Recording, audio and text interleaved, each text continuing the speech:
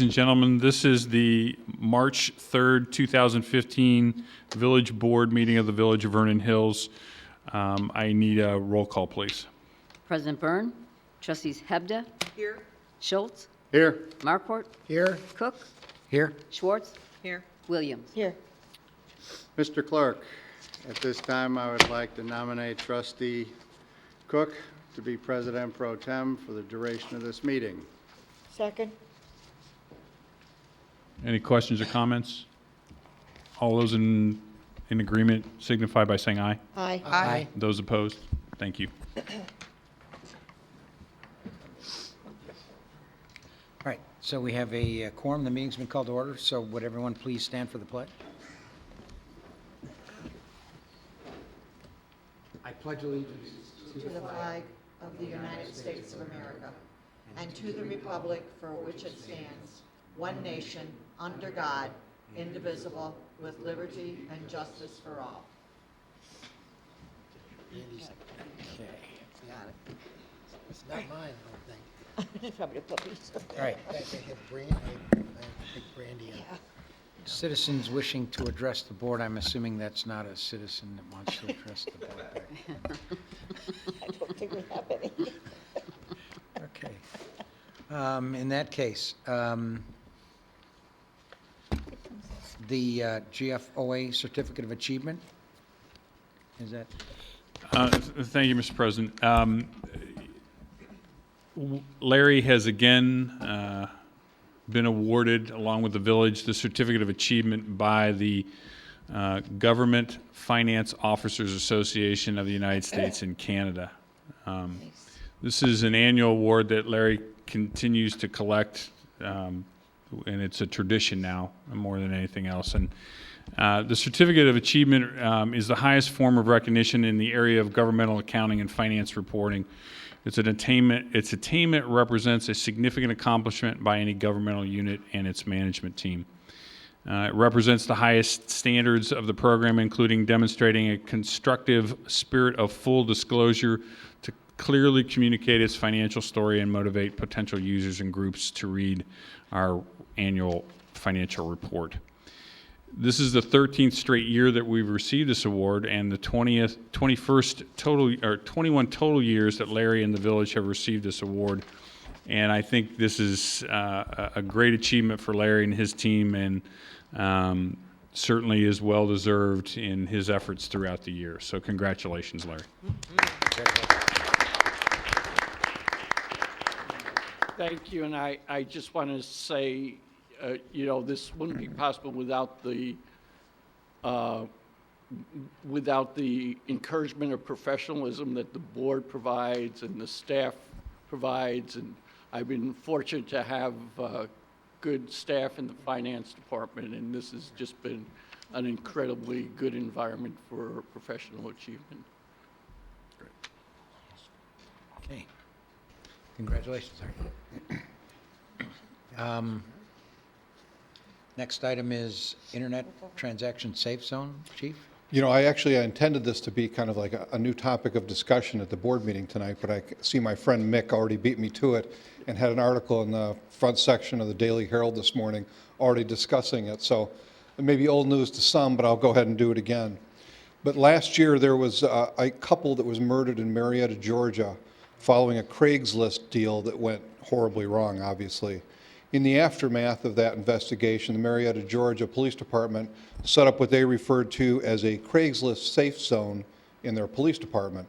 And essentially, it's nothing more than they are providing the space in their police department for people who are answering ads or consummating the sales, if you will, transacting sales from the internet on Craigslist, provides them with a safe place to come in the police department where they can do this, where they don't have to worry about getting robbed or set up or beaten or taken advantage of. This concept was included in a televised section on the Today Show, I think about a week and a half or so ago, and Trustee Schultz contacted me. Pardon? It's been a long time ago. I remember seeing it like either last week or the week before. It was Longer. Was it? Okay. Yeah, they just repeated it. Oh, that could be. Trustee Schultz and I have had a couple conversations about it, and we decided that that's probably not a bad thing to do.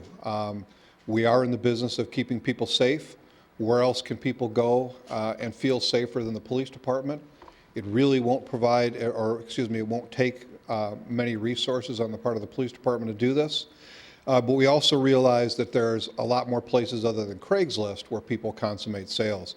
You've got eBay, you've got all the trader onlines, car trader, boat trader, et cetera. So that's why we decided to call this an internet transaction safe zone. In doing our research, there's only one police department in the state right now that's doing that, and that's Peoria.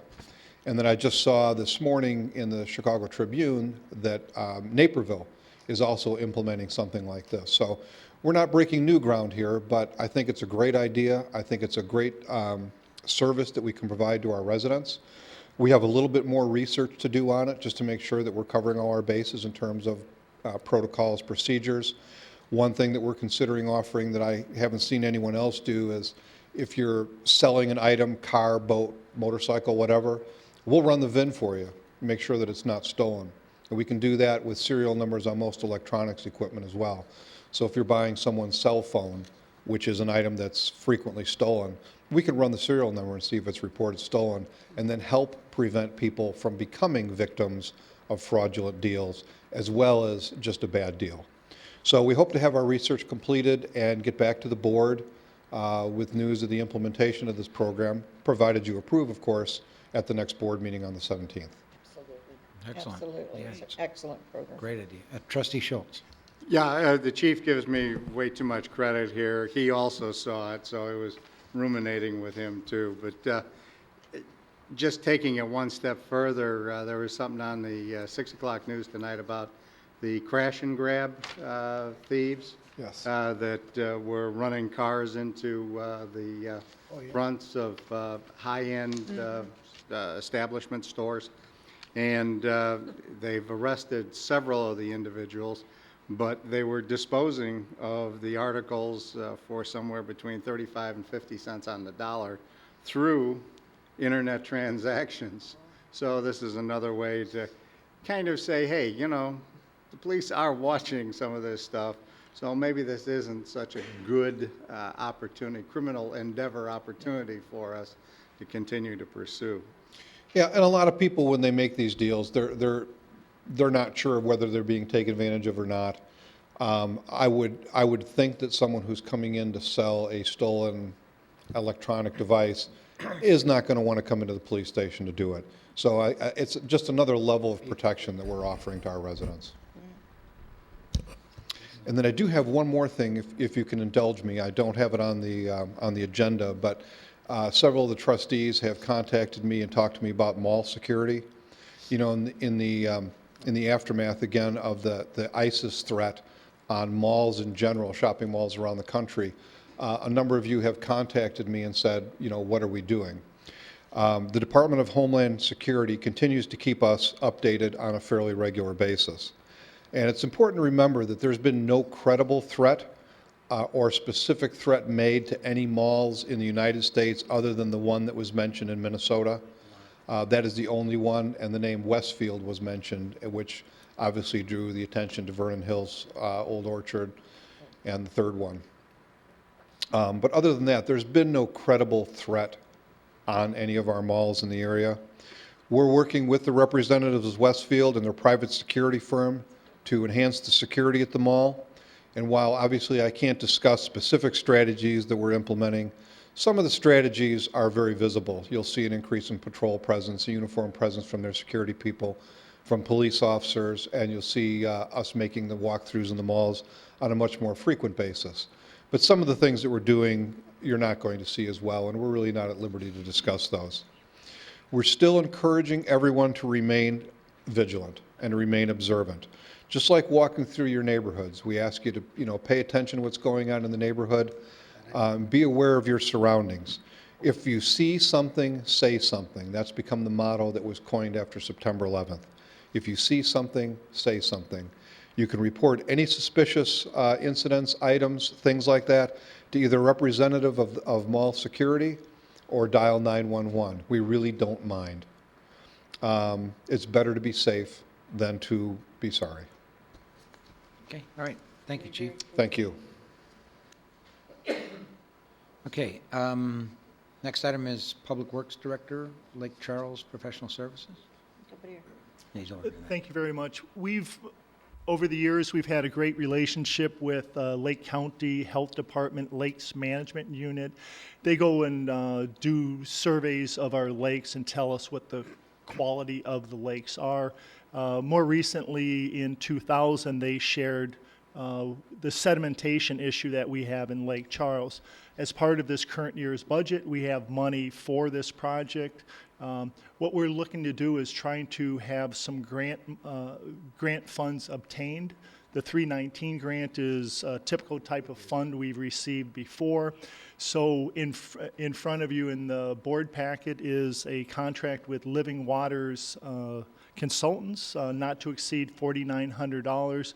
Essentially what they're looking to do is write a grant for us, investigate, and come up with some solution on how to deal with the sedimentation of Lake Charles. Two main sources. One of them is, much like the Mississippi, it's a delta. So you have a river system that's opening up to a lake system, so it's depositing it at the north mouth. And then the other part is the northwest side has some very severe slopes. So at that location, we need to deal with that unstable slope. So should the board agree, we'd like to move forward and sign a contract with Living Waters to move forward with putting together some concepts and grant applications. If we receive the grants, they're typically 60% grant, 40% local match. We can always say no to that, but we'd like them to investigate options for us. Okay. Trustee Williams. How many acres is that lake, you know? I used to know. I don't remember. I think it's in the 40-acre size. Something like that. Yeah. It's a pretty good size. I know. It's a beautiful little lake. I have a book in my office that tells me all those stats. I just didn't bring it with me. It's okay. It's okay. Do you need anything from us to proceed? Just your concurrence. I certainly concur. Does the board have any? Everybody? Thank you. Next item then would be the omnibus vote agenda. Is there a motion to approve items A through H? So made. Second? Oops. A motion a second. Any comments, questions? Anything to pull? Hearing none, roll call, please. Trustees Hebda, Aye. Schultz, Aye. Markwart, Aye. Cook, Aye. Schwartz, Aye. Williams. Aye. Motion carries. Okay. Unfinished additional business, approval of Kemper voucher list of bills dated March 3rd, 2015, in the amount of $11,492.37. Is there a motion to approve? So made. Second. Motion a second. Any comments or questions? Hearing none, roll call, please. Trustees Schultz, Aye. Markwart, Aye. Cook, Aye. Schwartz, Abstain? Williams, Aye. Hebda. Aye. Motion carries. Approval of the February 17th, 2015 Village Board meeting minutes. Is there a motion to approve? Motion to approve. Second. Motion a second. Any comments, questions, corrections, deletions? Hearing none, roll call, please. Trustees Markwart, Aye. Cook, Aye. Schwartz, Aye. Williams, Aye. Hebda, Aye. Schultz. Aye. Motion carries. New business and communication, approval and passage of Resolution 2015-025, a resolution supporting the Northwest Municipal Conference 2015 legislative program. Is there a motion to approve? So move. Second. Motion a second. Trustee Schultz? While I'm not, as I've stated from this dais previously, I'm not a big fan of the Northwest Municipal Conference. I don't believe that they are in alignment with what our actual needs are. What they are representing here is reasonable. There is nothing unreasonable with regard to local municipality governance. But again, if we need to put money where our mouth is, I would suggest we put it with the Lake County Municipal League, which is more in alignment with our existing and future determined needs. Okay, thank you. Any other comments or questions on this? Okay, then a roll call. Trustees Cook, Aye. Schwartz, Aye. Williams, Aye. Hebda, Aye. Schultz, Aye. Markwart. Aye. Motion carries. Approval and passage of Resolution 2015-028, urging the Governor and the General Assembly to protect full funding of the local government distributive fund revenues. So move. Second. Motion is second. Any comments or questions? Trustee Schultz. Yeah, I believe that this is imperative. I don't think I'll get any disagreement from my fellow trustees on this. We've done a very good job of managing our expenditures over the last decade that I've been here. We've gone from 120-plus employees to roughly 100 employees. We have been very judicious. People in government keep saying, well, you're getting more and more from us. Well, maybe the dollars are more, but the value or the percentage has gone down. We are getting less than we used to get from the LGDF on a percentage basis. The motor fuel tax has not gone up in forever.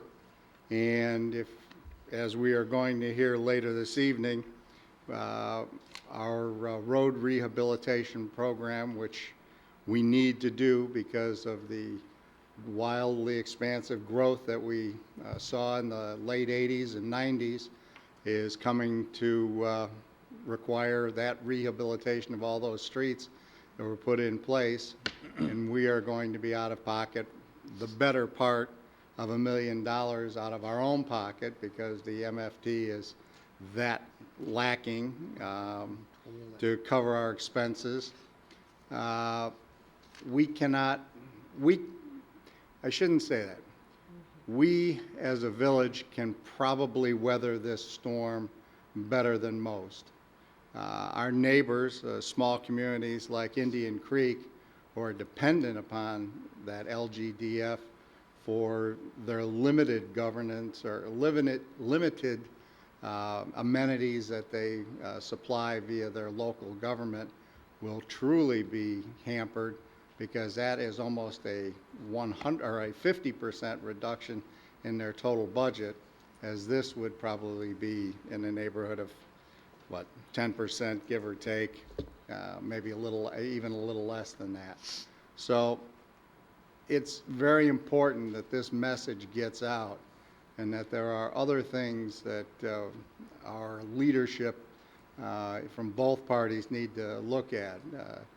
I think all the leaders downstate need to think about talking to our congressional delegation about getting the marketplace fairness law enacted, because that, if that was enacted, we'd go from basically $400,000 to probably over $1 million in additional sales tax revenue that would be brought our way, let alone what the state would collect. So there's a lot of other things that need to be looked at, and this, I don't think, is number one, or should be number one, and I strongly urge that we all act in unanimity and vote yes to support this resolution. Trustee Schwartz. I absolutely agree with what you're saying. On the other hand, Illinois is in such a bad place. And I kind of feel like every department and every area is going to say, no, not me, no, not me. You know, it wasn't our fault, it wasn't our fault, it wasn't our fault. Yeah, we did our job, we did do our job. But I think everybody's going to have to give up something. While I don't agree with this, and hopefully it would be a little bit down the line, let's, you know, look at a lot of other areas first that could be cut. But Illinois has to do something. So, and they've got to get moving on it. Trustee Williams. Basically, I'm echoing what's already been said by both of my partners up here, shall we say. I'm not going to sit here and cite statistics, but A lot of municipalities are going to be hurting very, very badly, as Trustee Schultz mentioned, if this continues the way it's laid out by the governor. While I support what he's trying to do, I think what he needs to do, and the entire legislative body in Springfield needs to do, is to look in their own house. Clean it up. Could do your cuts there. What you're doing is not going to help a lot of people. Another minor thing does not affect us directly, but it's certainly a very strong point for the people of the area, is stopping the funding for the Metro train to Rockford. If you've ever come from Rockford at 6 o'clock in the morning, it's a madhouse. It's just horrible. There is no public transportation other than jumping on a bus and catching it to here. There's just no way to get down here unless you drive. So that's something that is dreadfully needed, really, really bad. But this is not the way to do it. This is not the program you need to cut. Thank you. Trustee Hebda. Larry, if this happens, when would this occur if this happens? And what would we have to, you don't, I mean, no answer or? No, okay. It would probably take place in July, and it would probably, go into effect shortly thereafter if the legislature went ahead with it. Well, and that is the $64 question. Right. When will this in fact go into effect? There's a tremendous amount of negotiations and fistfights that are going to have to take place down there before they decide on how they're in fact going to implement this. And I'm not sure if anybody has a roadmap on how this is going to get done and when it's going to get done. I mean, it could very well be 2016. It could be incrementally done over a period of time. You just don't know. And we're not getting any readings from any of the people or eyeballs that we have downstate at this point. So, As proposed, have you got a dollar figure it would cost us? $1.2 million About $1.2 million. at 50%. Yeah. Some communities have taken and equated it to what does that mean for our community and our cuts and everything like that. And, at 50%, that's pretty severe. Yeah. And you're talking about cutting people and cutting some departments to the bone. So It's a severe cut. Okay. Any other comments or questions about this? Okay, then we have a motion and a second, right? Okay, then a roll call, please. Trustee Schwartz? Aye. Williams? Aye. Hebda? Aye. Schultz? Aye. Markwart? Aye. Cook? Aye. Motion carries. Okay, anything else under new business and communication anybody wishes to share? Trustee Hebda. I just want to again thank Public Works. I know it's been a long night and a long day, and I understand that, it was a real mess out there, but once again, your guys, men and women, both really came through for our village, and I really, personally from this chair, appreciate all the efforts that you guys put into what has been a crazy, crazy winter. So thank you again. And I know residents commented to me that they appreciate it because it was not a fun thing to have to face this morning. Hopefully we have no more to face, but we'll see. Knock on wood. 3 more snow days. Could be worse, could be Boston. Could be worse. It could be Boston, yes. Yeah. 48 degrees next Tuesday. There you Okay, go. Yay, it melts. Anything else on the board agenda?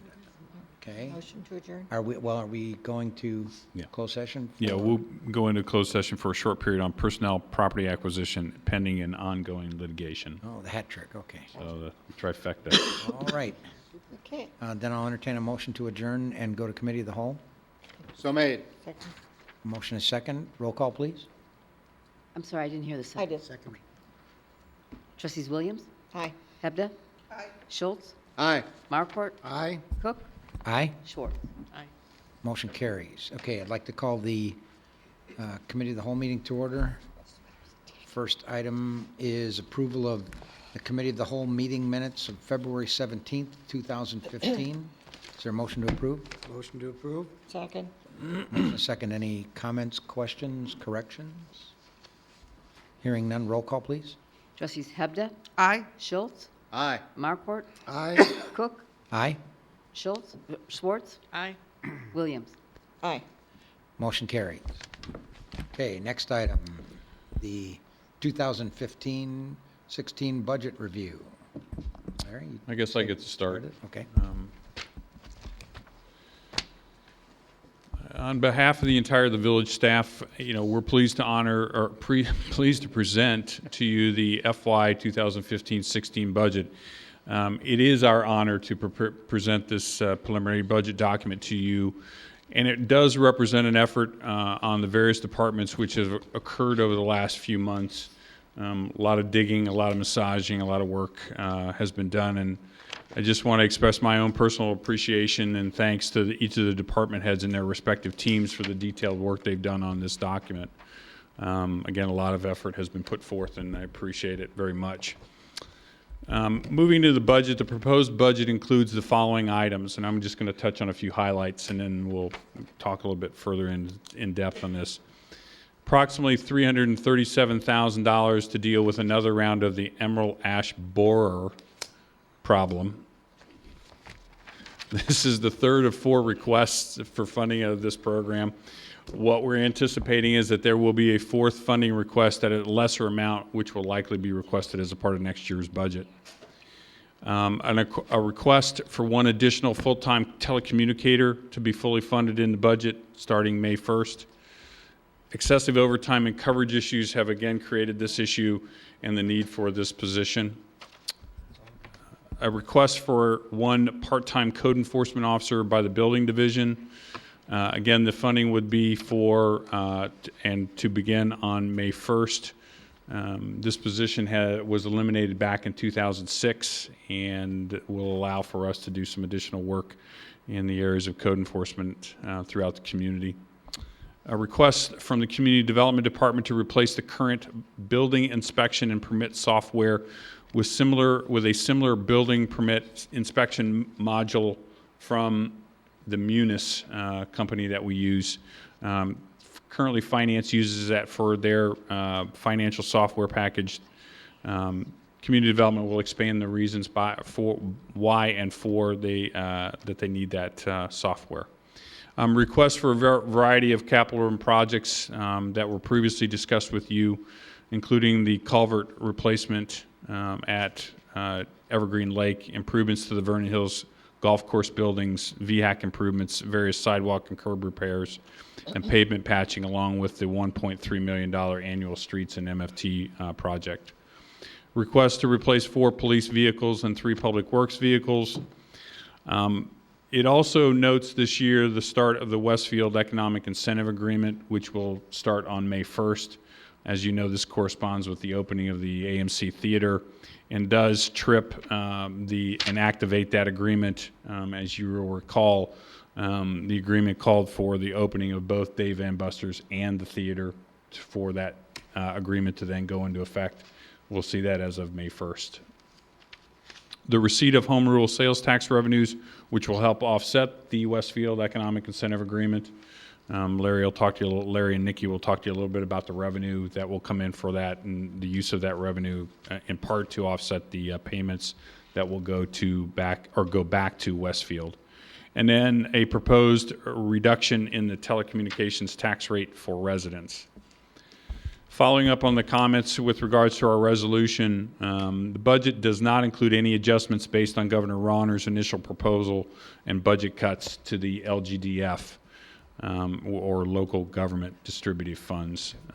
We anticipate significant negotiations to go on and will occur, and that will occur, and we will coordinate with our responding local legislators and councils of government to coordinate our responses and different strategies that may be necessary to impact these discussions.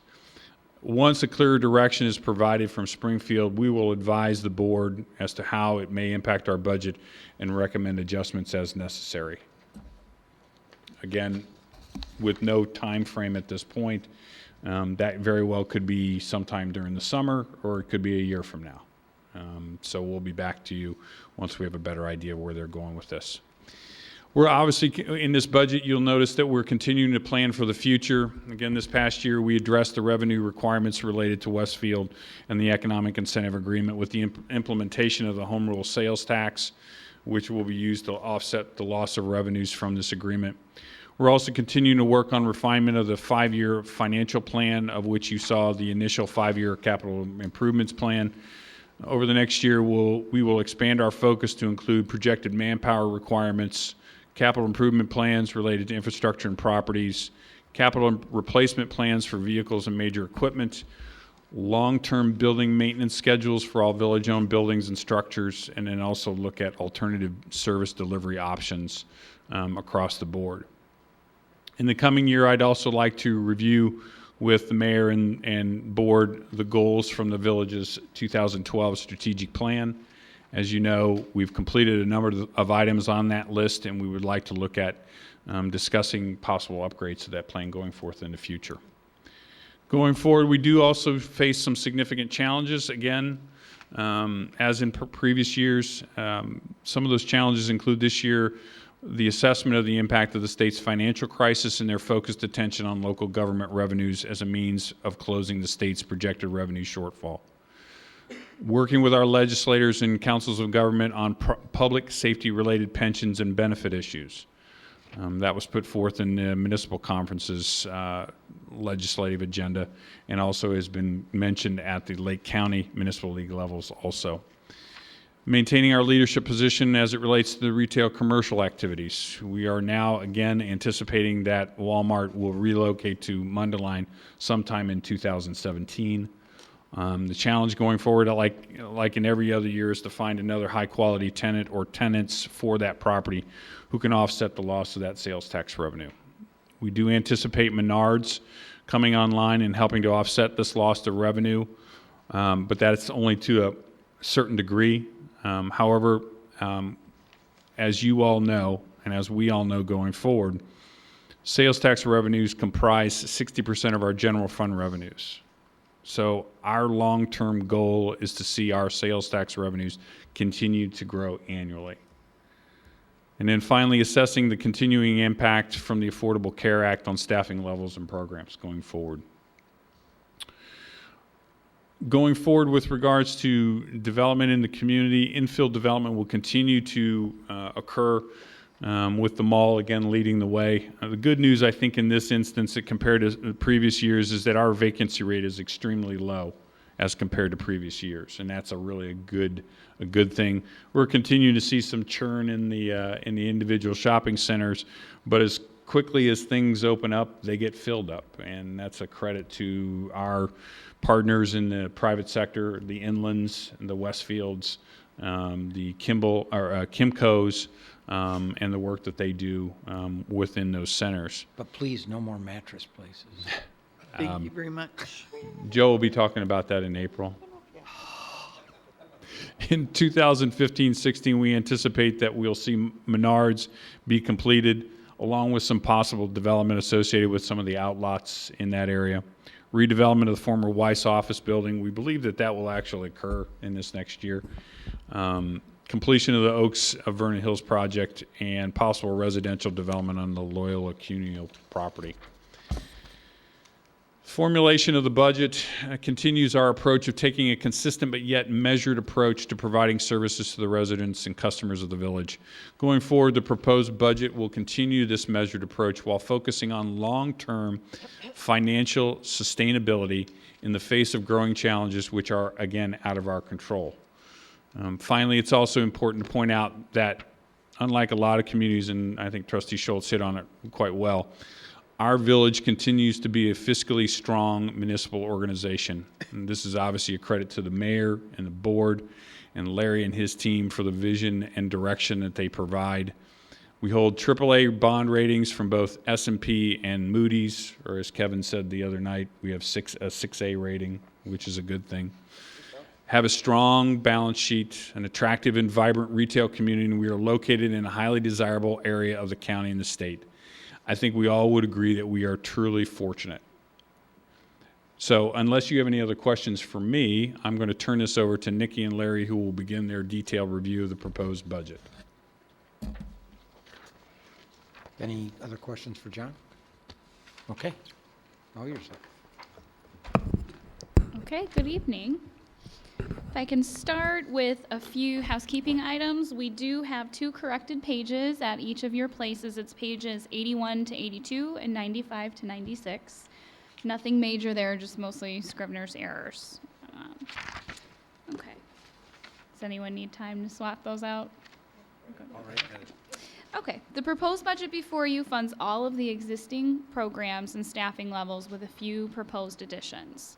The overall 2015-2016 proposed budget is $27,678,659, of which $1 million is budgeted reserves, $125,000 is budgeted transfers, and $26.5 million is budgeted expenditures.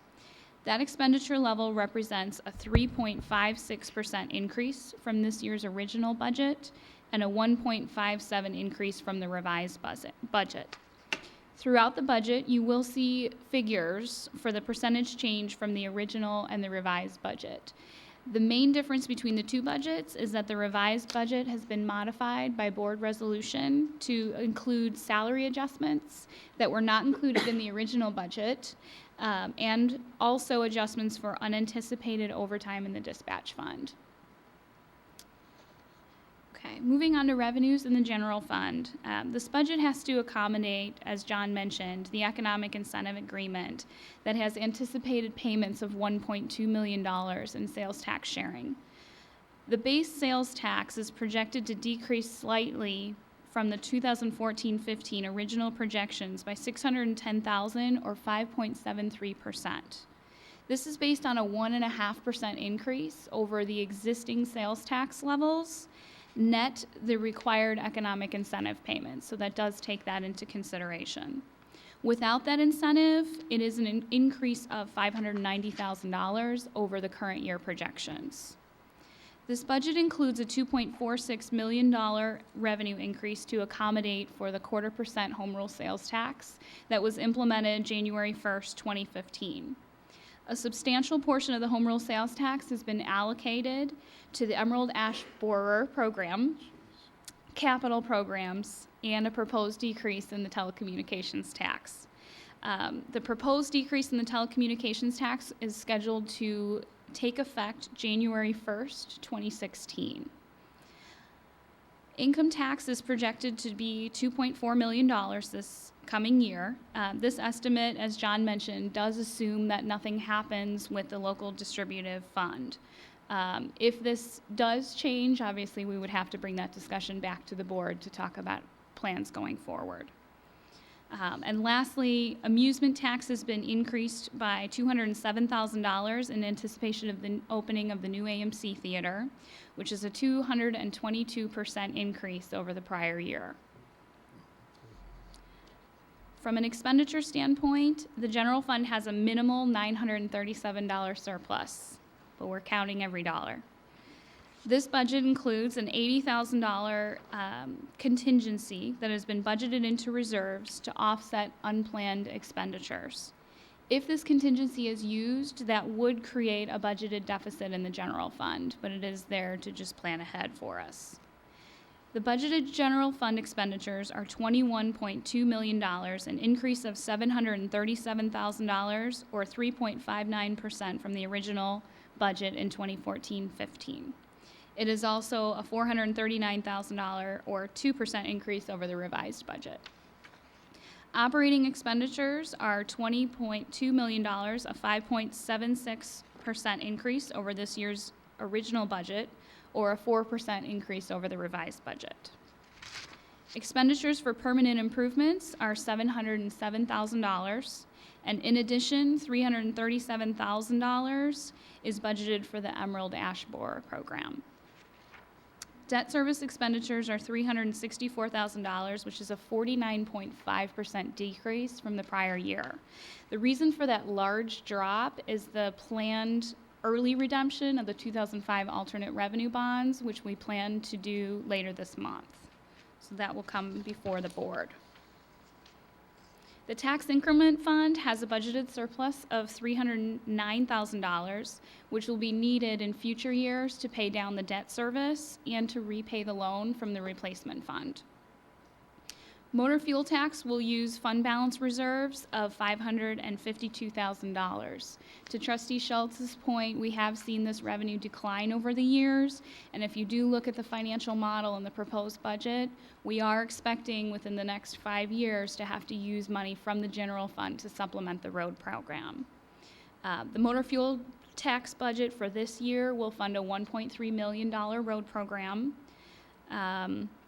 And the motor fuel tax revenues are projected at $597,000, which is approximately 2% less than what we're expecting to get this year.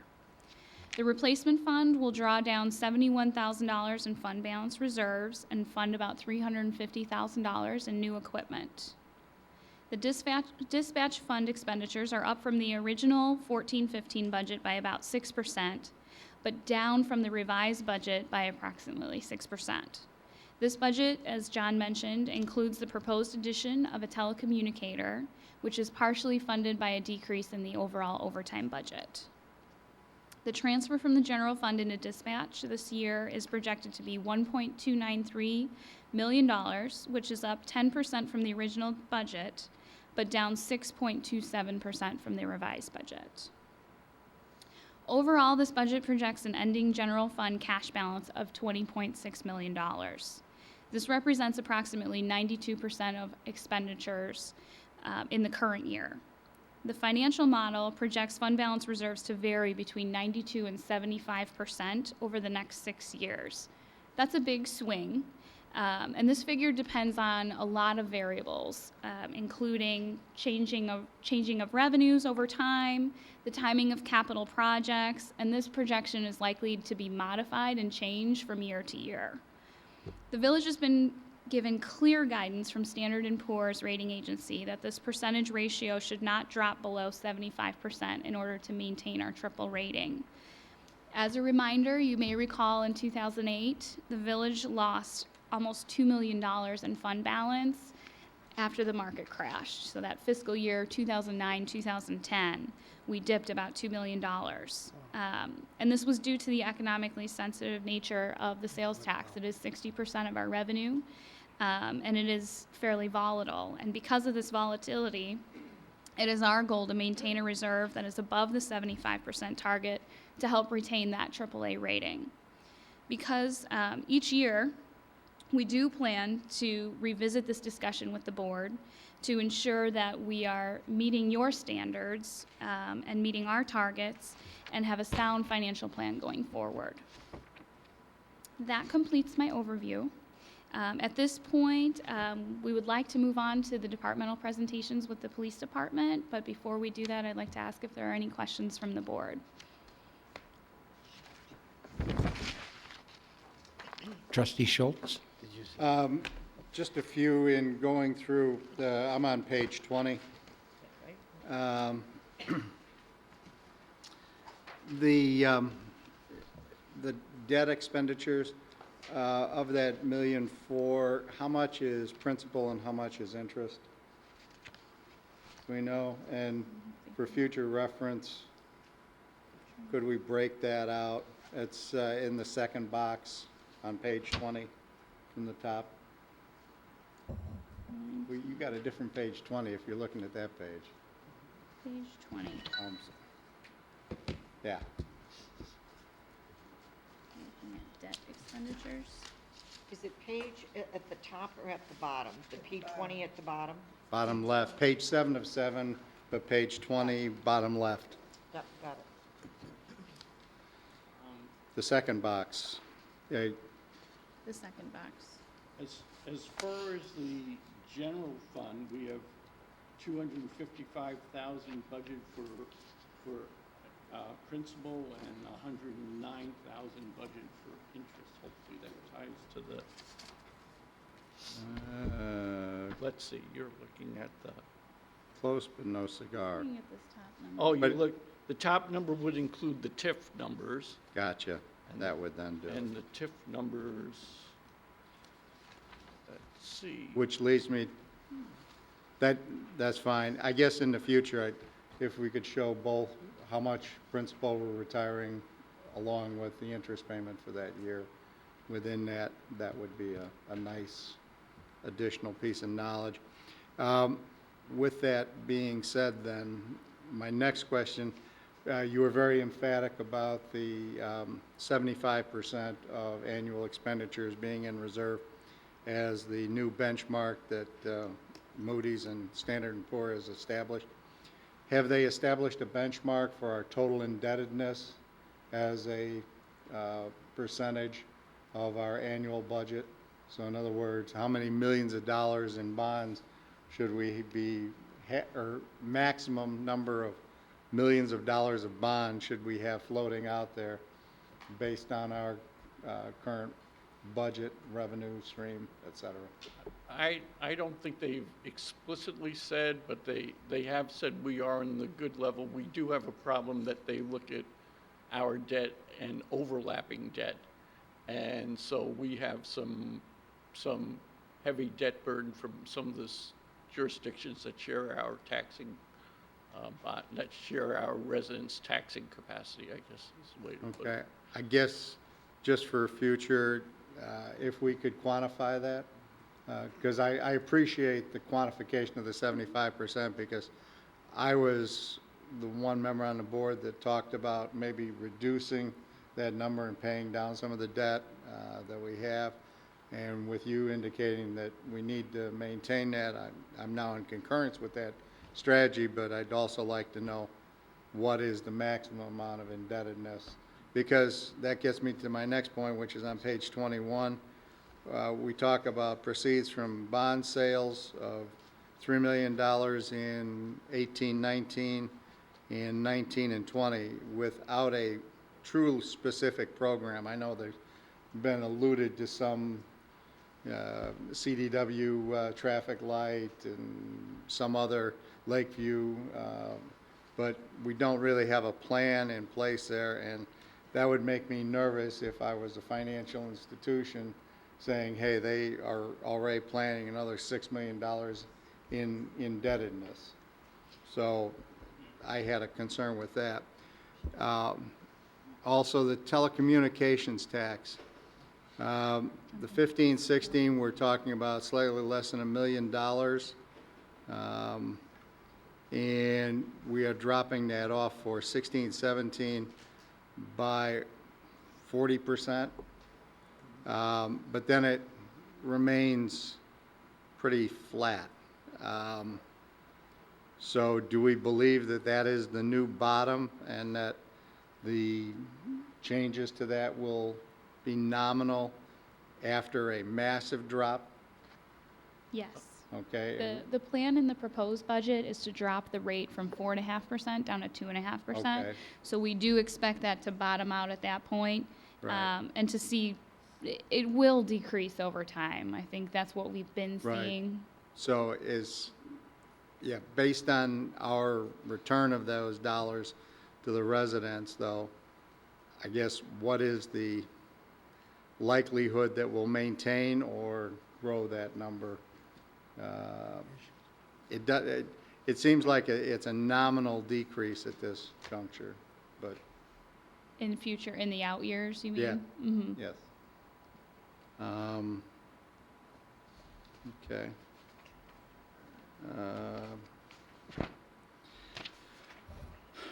Page 23, just a housekeeping note. I don't know if you're using the population as a divisor or a denominator in any of the calculations, but you're holding the population constant. And I know that with the plans that we have in effect, we're going to see some increase in population. At the very bottom of the page is the population assumed for the per capita taxes. And what it does do is, with the special census of 2020, assume a 27,000 Right. population. But it isn't at this time assuming a special census. Okay, between so now and that the end we of the are decade. stuck, okay, so that's a learning for me then. We're stuck with that number as our base number until we either call for a special census or the next, Right. whatever, decade, annual, Right. okay, And thank and you. the downside, of course, is the later you are in the decade, the less years you have to amortize the cost of the special census. Right. And there's a waiting period to get that special census. So it's of declining economic feasibility at this point. Plus the cost. Yeah, yeah. You really need a concentrated area to do that, to Right. receive it. It's the bang for the buck, so to speak. And you Right. just Which is don't- what we got for Greg's Landing when we did that. Yeah, but there's no area where we would really see that again, The only thing I was thinking is the Oaks and the TIF district. maybe. Well, the TIF district's already been counted, Well, so. if Opus ever builds what they promised, or some reasonable facsimile thereof. No, the TIF district's already been counted. Don't hold your breath. Yes. Aye, aye, Captain. That's it. Thank you. I learned a lot. If I may, really quickly, just address Trustee Schultz's comment on the 6 million, because I was not clear about that in my overview. We did talk a little bit about this in the 5-year plan, that there is $6 million included in the 5-year capital plan in the out years, and that would be supported by the additional home rule sales tax revenue. So in terms of paying back that debt service, we will have that.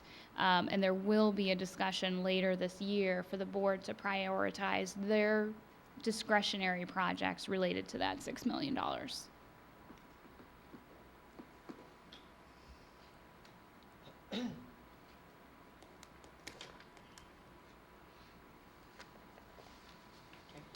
Okay.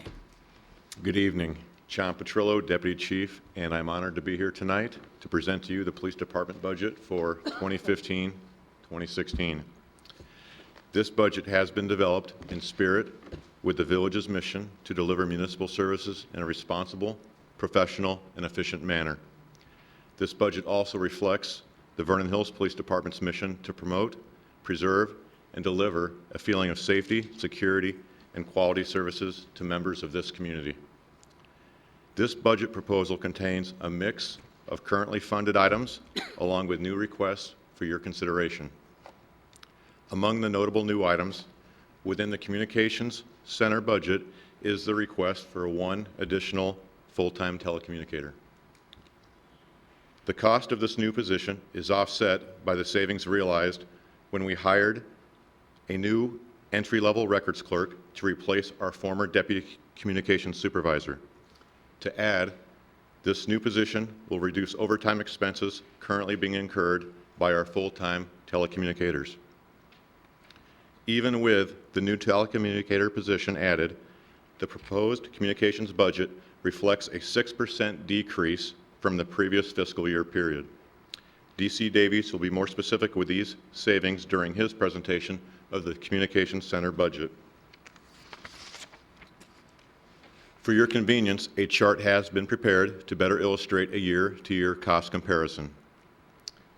If you were to ask where the increases in cost were occurring in the police department budget as compared to previous fiscal years, the overwhelming majority of these increases fall into two specific areas.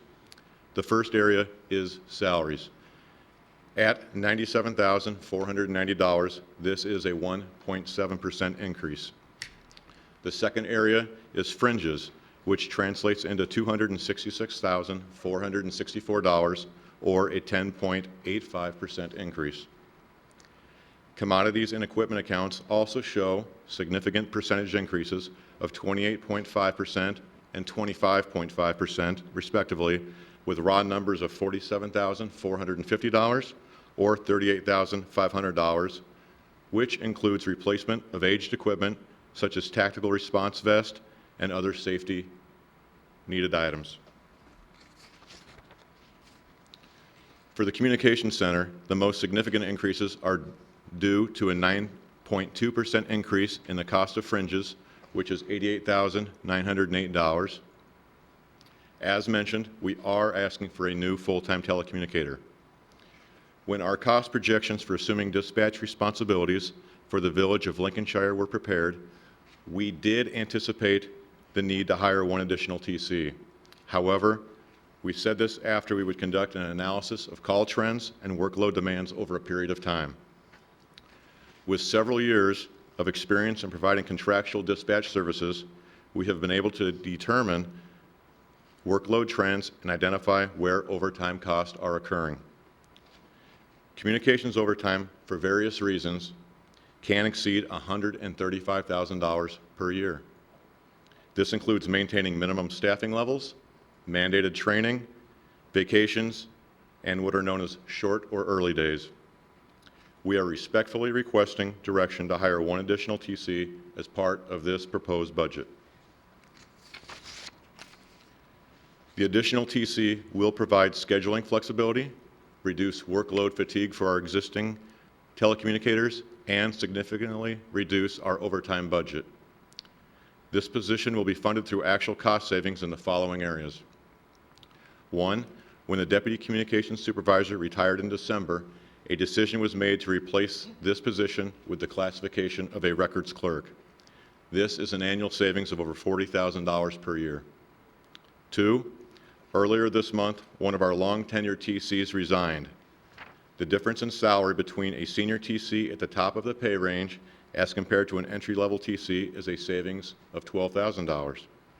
Three, having the additional employee will allow for minimum staffing coverage levels more often to be paid at straight time with this new TC versus time and a half when covered by our current full-time telecommunicators. With the new TC position added to the proposed 2015-16 budget, the cost to operate the communications center is still 6% less than the previous fiscal year. The second area of notable increases for the communications center includes benefits. Like the... Can I, don't mind, I just have one quick question. Yes, sir. Within the cost for the new telecommunicator, you've got health insurance at $19,491. Does that include the amount that they would, in fact, be contributing back? Is that the total price tag, or is that the total price tag less their portion that they'd be contributing? I believe that is the total price tag of what a family premium would be. And Okay, we're making an assumption that they would be asking for family. Okay, so basically, you're $2,000 to the good. You didn't take advantage of that. If I can jump in here, the 19,000 is our cost. It's just our portion. So that does not include what the employee would pay. Okay, that is strictly just our portion. Okay, so you're at break even still. Okay. Thank you. Thank you. As mentioned, with the new TC position added to the proposed budget, I do want to emphasize that the cost to operate the communications center is still and will be 6% less than the previous fiscal year. The second area of notable increases for the communications center includes benefits. Like the police department budget, personnel benefits are projected to increase by nearly 9.8%. This does include increases in health care cost, as well as costs incurred for the new employee. We believe that with our collective work on this budget, that we will be able to affirm to you our ability to promote, preserve, and deliver a feeling of safety, security, and exceptional police services to Vernon Hills, and be able to provide exceptional dispatch services to the villages of Libertyville and Lincolnshire. For funding, the proposed fiscal year 2015-16 police budget has a number of alternative revenue sources other than the general revenue fund. These sources include the E911 fund, grant revenues, DUI enforcement fund, the Vernon Hills Park District contribution, administrative towing fees, traffic enforcement fines, and the school resource officer programs.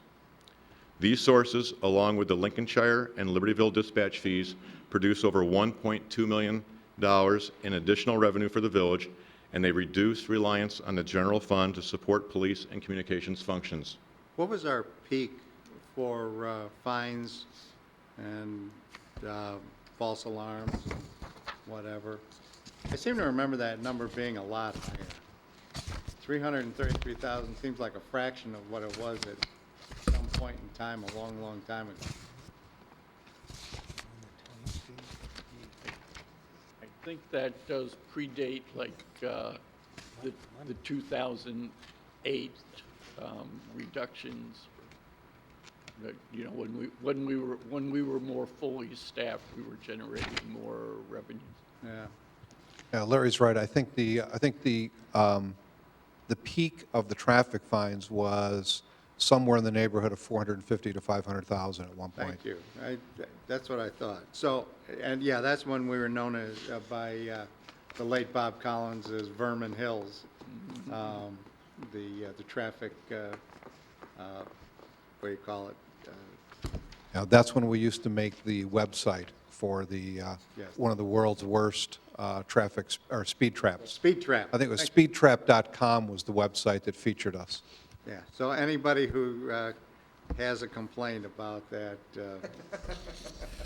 can look very clearly at this and say that we're not a speed trap community by any means. You know, that coupled with the fact that we have lost a number of late-night businesses, if you read between the lines. Yes, sir. That has resulted in a significant decrease in the number of DUIs Yes. and towed vehicles. Yeah. Thank you. Mark, am I not correct too on our, one of the things on our towing fees? I know we had a discussion before that we are considerably less than a lot of the other municipalities. Absolutely. We're about 25% of where some of the other agencies charge. Some agencies don't charge anything, and there are a number of agencies that are up to $500. A couple of those agencies are still in court fighting the legality of those charges.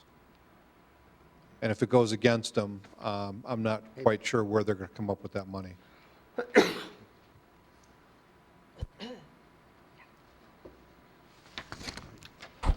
So that concludes my portion of the budget. Thank you for listening. It has been an honor for me to be here and a privilege to present a budget overview for the Police Department and Communications section. I will now turn it over to Deputy Chief Davies.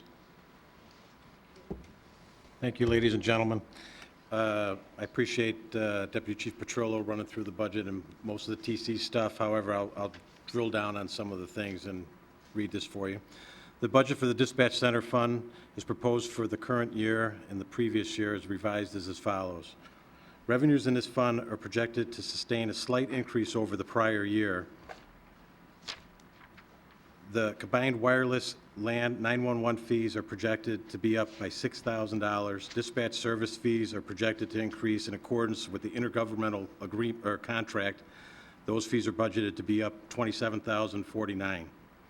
Salaries include a new position, which will be largely funded by a corresponding cut in overtime costs and restructuring of the records division in the general fund.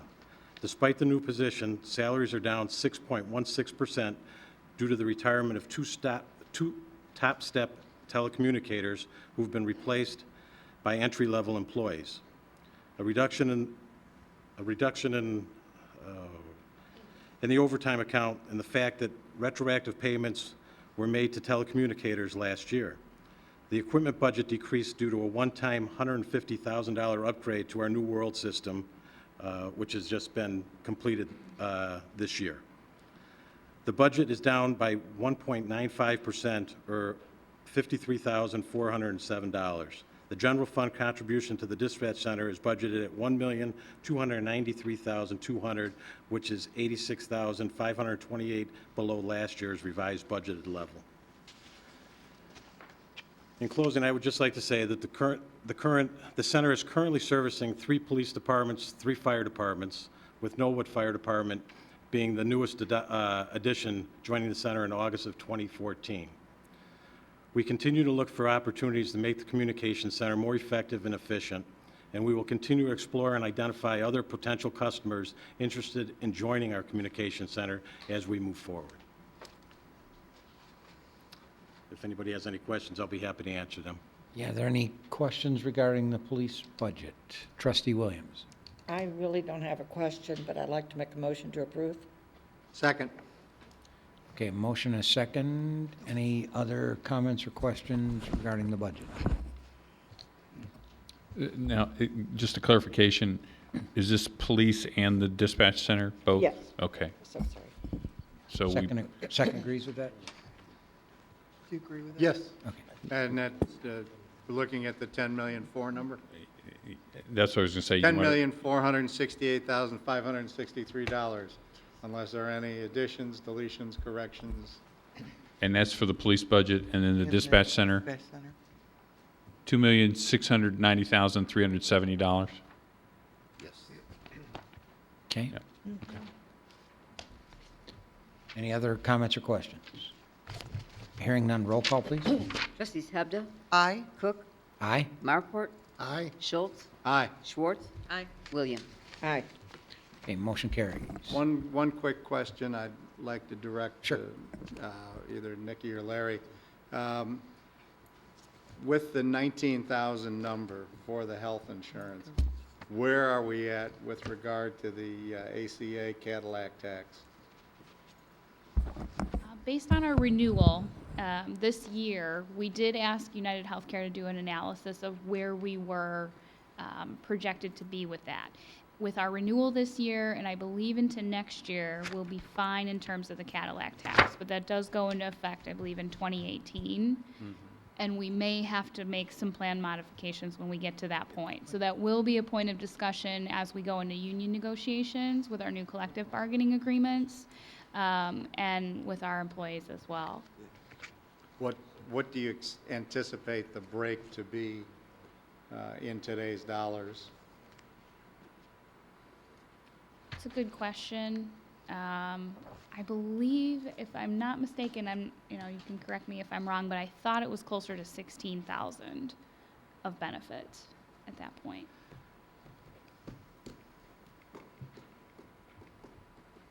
When will you see that analysis, Nikki? We saw the analysis for this year, in terms of the renewal for this year, and that we were okay. But we're gonna have to take a look at it each time we renew it. Each time we renew the health insurance, and that's December 1 of every year.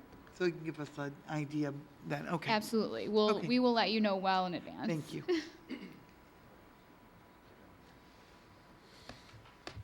Before you move on from the police department budget, especially communications, there's one thing I wanted to bring to your attention. It doesn't require any action on the board's part this year, but it is going to require some expense next year and probably the signing of some contracts towards the end of this year. If you recall, back in about 2008, the FCC mandated that all the police communication frequencies on a certain bandwidth had to narrow band. So we began setting money aside to do the narrowband project. As that timeline for that approach, the deadline for that approach, and I think it was 2010, somewhere in that area, the FCC backed off and said, it's ridiculous to do that because we're going to kill the whole system, that whole band, in 2020 anyway. So they said, don't bother doing anything more than you've already done. In 2020, all those frequencies have to be vacated by the public safety agencies that are using them. So in essence, we have to be off of our system. We have to create a new radio network by the year 2020. Good thing is we've been planning for this. We were setting aside a certain amount of money. Now, understand, we operate what we call the Central Lake County Radio Network, and that's a joint network between ourselves, Mundelein, Libertyville, and Lincolnshire. We all share the expenses for that, and we all speak on one frequency at a time. That system was put together in the late 1970s. We've replaced a bunch of that equipment about 15 years ago, but it's past the end of its life cycle anyway. So when we got the word that we're going to have to be off of our frequency, we had to figure out something to do anyway. Fortunately, Lake County ended up in a worse position, the sheriff's office ended up in a worse position than we did. They have an 800 megahertz trunk radio system that's not affected by the narrowbanding, but their system was sunsetted. The manufacturer went under and said, we're no longer servicing the system. So Lake County had to start looking for another radio network. So we've sort of sat back and waited to see what the county did. Recently, the county has signed an agreement, a contract with Motorola for the Starcom radio network. Again, it's an 800 trunked radio system, state-of-the-art, but what it does provide, it's a statewide system. It provides interoperability with anyone else that has the Starcom radio system. As I said, there's good news and bad news in this. The price for our radio network was originally priced at about $1.4 to $1.6 million. That has been significantly downgraded through some good hardcore negotiations with our people. We're down to around $900,000 to $1 million. I say that like it's nothing, but I realize it's a lot. The good news on this, the other good news is that since we started working on the narrowbanding project, we were doing a special assessment to pay for the narrowbanding. That money has not been spent.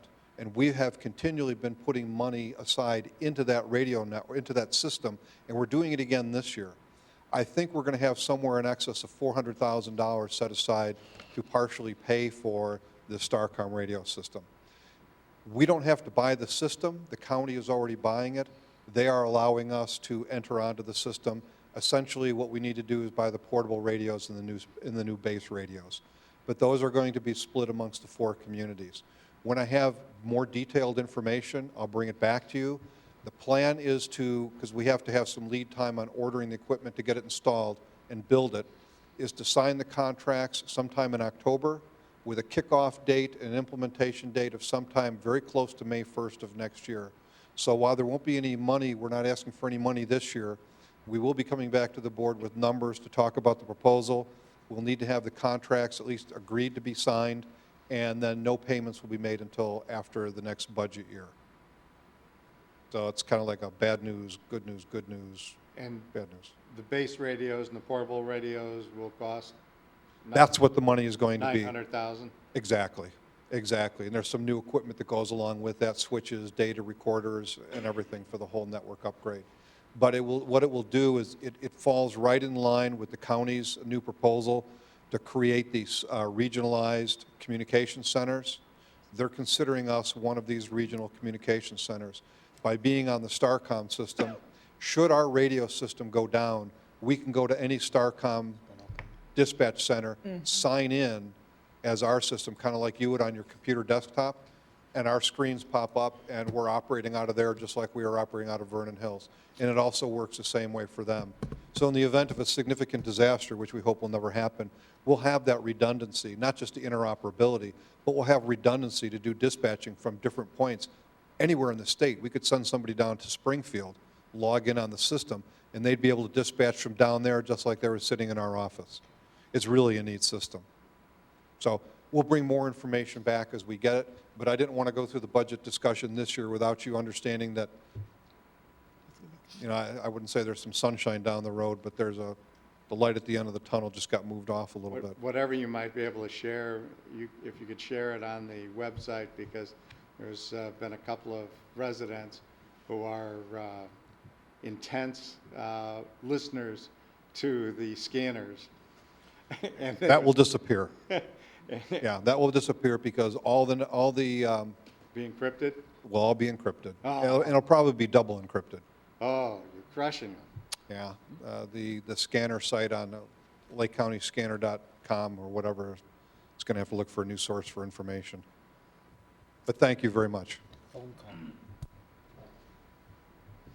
call. Okay. What's the next one? Next item, the DUI fund, is that? DUI. Okay. So covering the next fund for the police department is tab E, the DUI sub and drug forfeiture fund. This is a revenue-producing fund based on the number of DUI convictions, and at this time, it is only a revenue-generating fund, as we have no plans to tap it and expend the resources in it. If we do have a plan, we will reapproach the board and ask for your permission to expend the resources in this fund. And what are these funds going into a accrual account? What's the status of the current status of that accrual account? In rough numbers, $100,000? The GUI, I'm sorry. GUI is 123,000 and the drug forfeiture is 40,000. Thank Any remaining questions on the DUI, drug, or sub fund? you. Motion to approve? Second. Okay, motion a second. Any other comments or questions? Hearing none, roll call, please. Trustees Hebda, Aye. Cook, Aye? Marport, Aye. Schultz, Aye. Schwartz, Aye. Aye. Okay, motion carries. Next item is the Police and Fire Commission budget. Yes, sir. As you can see in tab F, there is the Fire and Police Commission Fund, and this is an account designated for all promotional hiring and selection processes that will be conducted within the next fiscal year. set currently at $10,850. Currently, we have no list for either patrol or any of the senior ranks. So we do have a standing list for entry level for patrol officers. Oh, we do have a list. We do have a list, and then we will be running a process in September for the position of sergeant. Motion to approve? Second? Okay, we have a motion, a second. Comments or questions? Okay, hearing none, roll call, please. Trustees Hebda, Aye. Cook, Aye? Markwart, Aye. Schultz, Aye. Schwartz, Williams. Aye. All right, next item then is community development budget. Chief? Thank you. I'm pleased to present the Community Development Department budget for your review and approval. The proposed fiscal year 2015-2016 budget is $993,668, which represents an increase of $62,043 or 6.6% from the previous year. The proposed budget consists of the administration, GIS, and building divisions, which within your budget binder consists of two components. The administration, which consists of GIS administration, essentially Will Rockwell, Lisa Fishbach, and myself, is proposed at $333,572, which is a 1.1% increase from the previous fiscal year, essentially a maintenance level budget.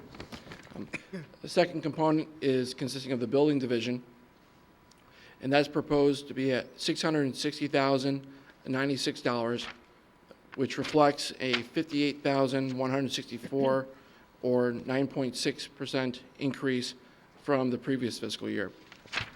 The difference there is primarily due to the funding of a part-time code enforcement officer. This position was previously, as indicated, has been vacant for a number of years, approximately 7 years or so. In the past,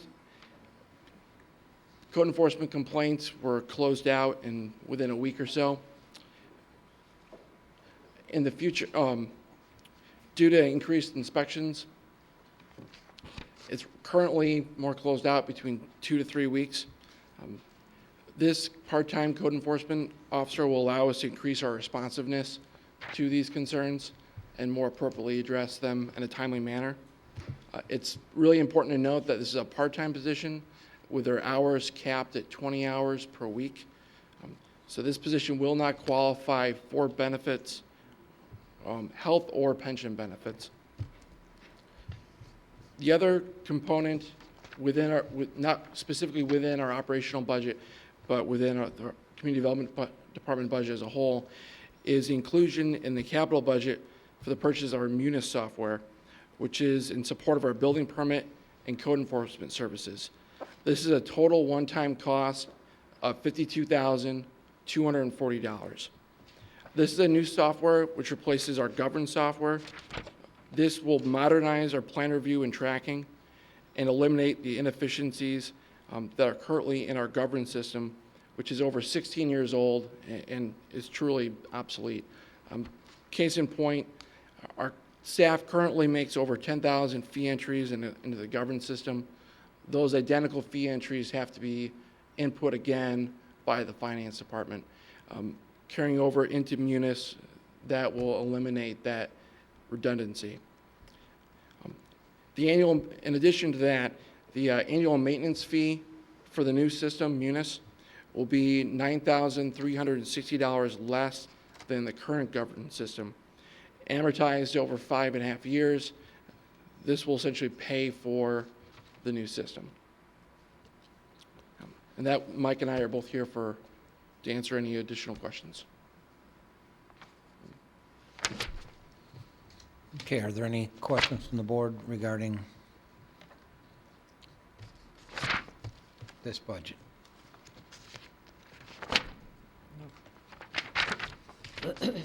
Motion to approve? Second. Motion and a second. Any other comments or questions? That's for the budgeted amount of $993,668. Yes, Correct. 993,668. Just if the position for the building department, if the hours exceed over 1,000, and then you have to pay in pension? Well, if IMRF would kick in at 1,000 hours, this position will not exceed that. We are requesting that the board authorize up to, but not exceeding 950 hours per fiscal year. Okay, so you wanted to cap it, okay. Okay. Is that the same as the electrical inspector? That's correct. Actually, yeah, that's the same as the electrical inspector. Yeah, okay. Anything else? Okay, we have a motion and a second. Roll Trustees call, please. Hebda, Aye.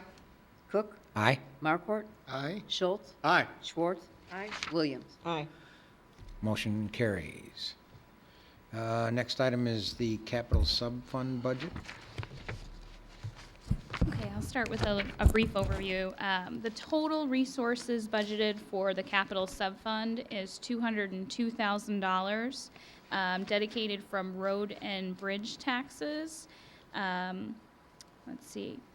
There are $707,000 in permanent improvements that are also budgeted in the capital sub-fund. That was discussed on the February 10th capital budget meeting.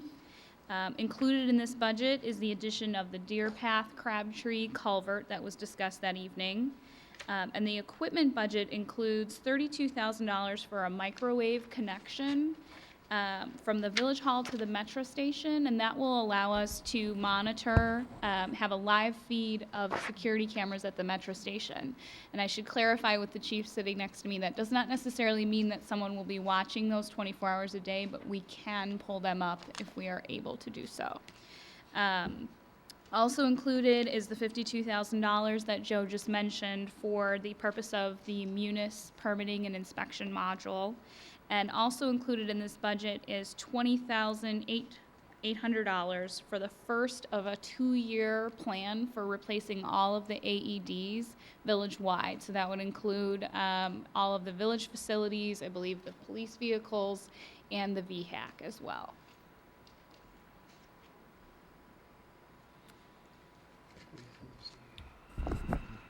What's that total amount? So overall, the total expenditures are $812,051, which is a 13.84% increase over the revised budget. Motion to approve. Is there a second? Second. Second. Comments or questions? Trustee Hebda. Just a quick question, can we check on the AED units? Supposedly the Stingers, the Girl Stingers say they need some AED units over at the VHEC site that are not there. Could we just double check?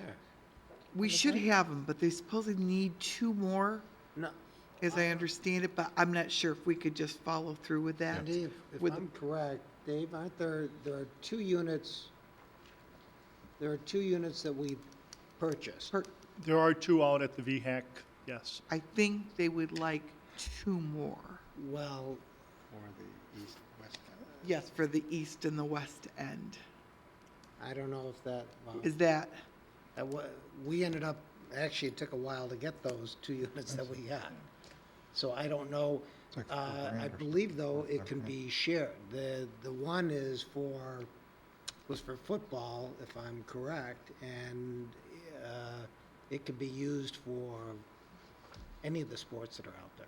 We try to locate them for different location-wise, right? So we put one over by the football viewing stand, and we put one over by the concession building where more activities I are. tell you what, I'm gonna give you the name of the person and you can follow up with them just to let them know what they need to do, because they're requesting some additional ones for whatever reason. So Sounds good. let's find out what, Yeah, Perfect. you just And need to keep in add, mind, they're like Chief, $4,000, $5,000 a piece. They're not cheap.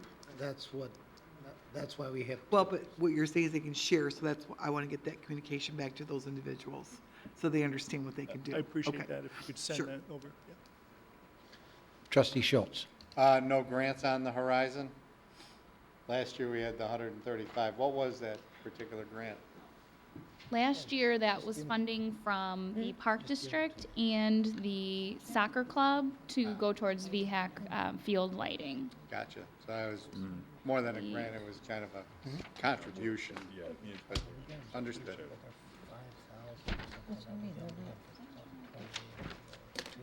Okay. Anything else on this particular fund? So there's a motion, a second, to approve it for $812,051, correct? Okay. Roll call, please. Trustees Hebda, Aye. Cook, Aye. Marport, Aye. Schultz, Aye. Schwartz. Williams. Aye. Motion carries. Next item, yes. Mr. Chairman, just quickly, Dave just pointed out something. We're going to look at the Vernon Hills Golf Course portion of this too, because it appears that there may have been a couple things that were left out, or their amounts were reduced. So we need to check those numbers, and we may come back with a different number within a few $1,000s for the improvements that we were doing. Okay. So we'll check that. So Okay. Roughly, what, 33,000 if none of it was, correct. Yeah, it's like 30. that would be Exactly. the maximum, right? Okay. Yeah, we'll come back with that number and have that when we have the hearing. All right. Next item then would be motor fuel tax budget. Okay. In terms of the motor fuel tax budget, as we discussed earlier, we are seeing a slight decrease in the motor fuel taxes. The total resources in this fund are $748,000, or it's a 1.65% decrease over the prior year. We are seeing motor fuel taxes go down or anticipating them go down about 2%. From last year, from 610,000 down to 597, and that's based on what we're seeing trends year to date. The expenditures in this fund are $1.3 million. This does fund the entire road surfacing program, and this budget does require a $552,000 drawdown of existing reserves. The entire road program was discussed at the February 10th Capitol meeting, but if there are any questions, Dave or I would be happy to answer them. Motion to approve. Second. Motion, a second. Any comments or questions? No. One of the things, if we do continue to see this with the motor fuel tax and that we might want to, we've always had a very aggressive street repair program. And maybe if this continues to, decline or that, we might want to take a look at dialing back a notch or two if we have to, And in that light, we've done a pavement management study recently. It's in the preliminary level. We're doing traffic counts to supplement that, looking at the cross-section a little bit closer, and we will be back prior to next budget discussions, probably in the fall, and we'll get your more refined stats, and we Good. can pick a menu, whether we want 20-year, 25-year, and we'll have that discussion. Yeah, good. Thank you. Because that's where we may need to go going forward, so. Okay, any other comments or questions? Roll call, please. Trustees Hebda, Aye. Cook, Aye? Marport, Aye. Schultz, Aye. Schwartz, Aye. Williams. Aye. And motion carries. Okay, next item is the Metro Station subfund budget. Okay, I have good news on this one. Where this year's Metro budget provides a $37,000 surplus, which is a great thing. Fees from Metro passes and daily parking fees are projected to increase by 4.35%, bringing those up to $96,000 in 2015-2016. And the overall budget is down by 0.5%, primarily because of $300 decrease in the biannual clock and service repairs. We're all about details here. The reserves will be used in the future for resurfacing the lot. We will see ebbs and flows in the expenditure levels in this this fund. It would also be used for any station maintenance that would be needed down the road as well. So total expenditures for this fund will be $58,400, which is a 0.51% decrease. And I would be happy to answer any questions, or Dave is here as well. Okay, Trustee Schultz. Where are we at with the accrual for the repaving? And I'm assuming we're on schedule for 100%, or we never were, right, Larry? We always had to come out of pocket?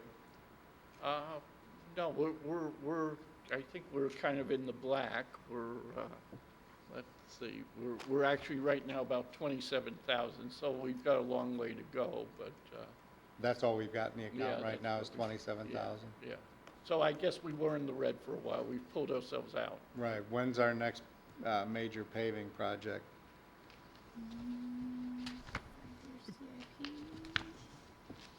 8 years out. Okay, and there was like $500,000, so we'll be a couple $100,000 short. I think it'll end up being a $250,000 project. Oh, okay.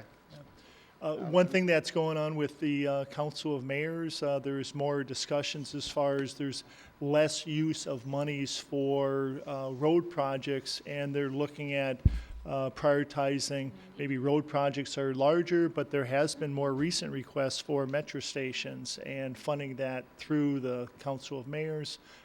That's another option.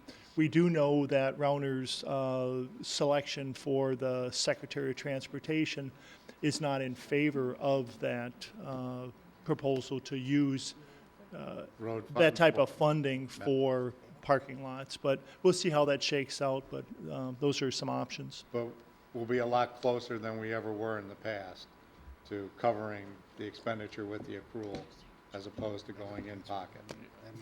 That's all I wanted to know.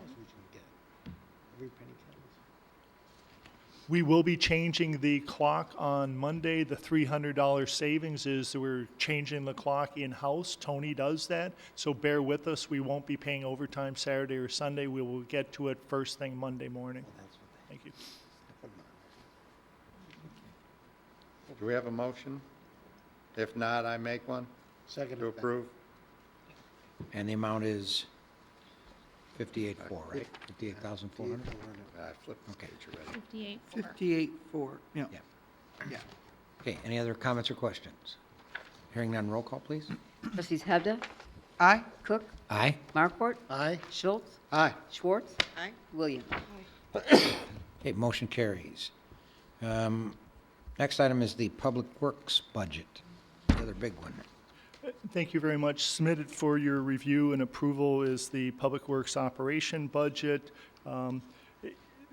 Please use the page 109 in terms of the actual numbers. I was able to work with John, Larry, and Nikki, and we have some refinements in the positive direction. So the overall budget number is accurate per the memo, $5,145,578. The actual increase is 1.6% over last year's budget. Why is that? The proposed budget increase of it's $82,432. Of that, $104,054 is salary, wage, and fringe increases. Other increases can be attributed to building maintenance needs, large equipment purchases, and moderate contractual increases. The equipment increase of $66,700 is due more to a conservative assumption for calculating the contribution to the replacement fund, which is assuming a shorter replacement life. What does that mean? Our replacement fund, typically we have it for a 12-year period. We're going to assume 8 years, which increase the amount of money we would be putting into this fund. So we're not looking to spend more money, we're just looking to save more money. If you subtract off that $66,700 from the $82,432 budget increase, really our budget increase request is $15,732. And that's 0.3% increase. In terms of more specifics, our contractual service costs have decreased $80,805. We're using more staff versus contractors, as you've all observed. We're making good decisions, I think, in terms of when we should contract things out and when we should use in-house forces. Commodities have stabilized, and they've decreased by $7,517. And as I usually do, I've included a couple, 3-4 pages of any single line item that has increased by more than $500. I've given an outline in the budget book, so the board's aware of that. I can briefly hit over some of the major ones, should you wish. The Public Works salaries is the larger one. We had a maintenance worker that was hired mid-year, and now it's a full-year salary. So overall, for our full-time salaries, our COLA increase is roughly $34,000. The maintenance worker position going to full year has added $23,727. We have a leap year, $5,504, and the step increases is $11,342.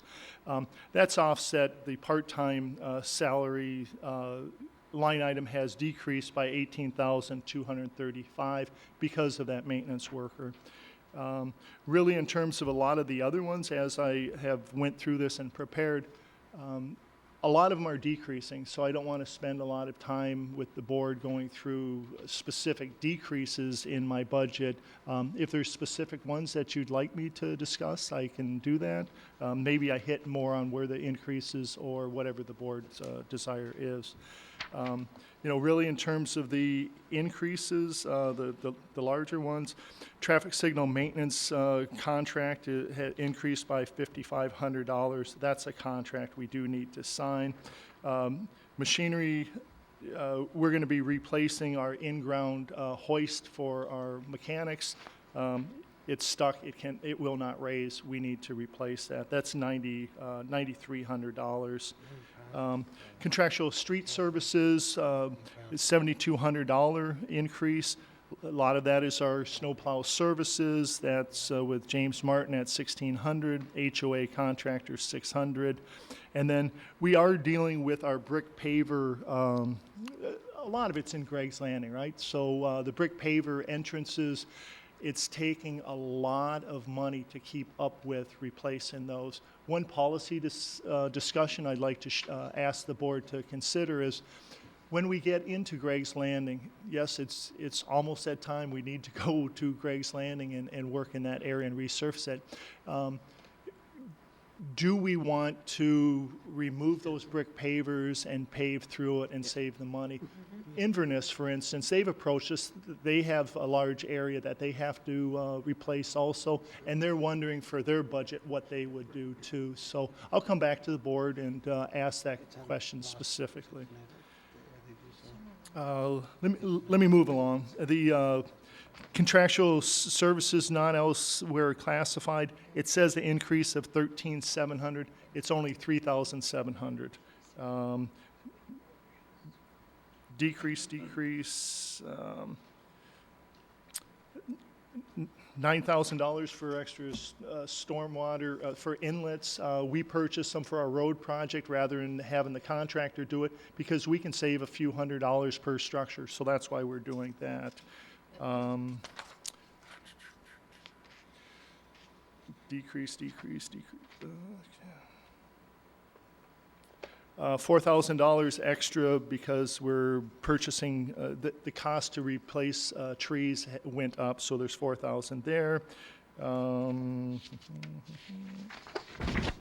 Arbor Theater, increase of $11,900. We will be replacing a fountain for $7,000.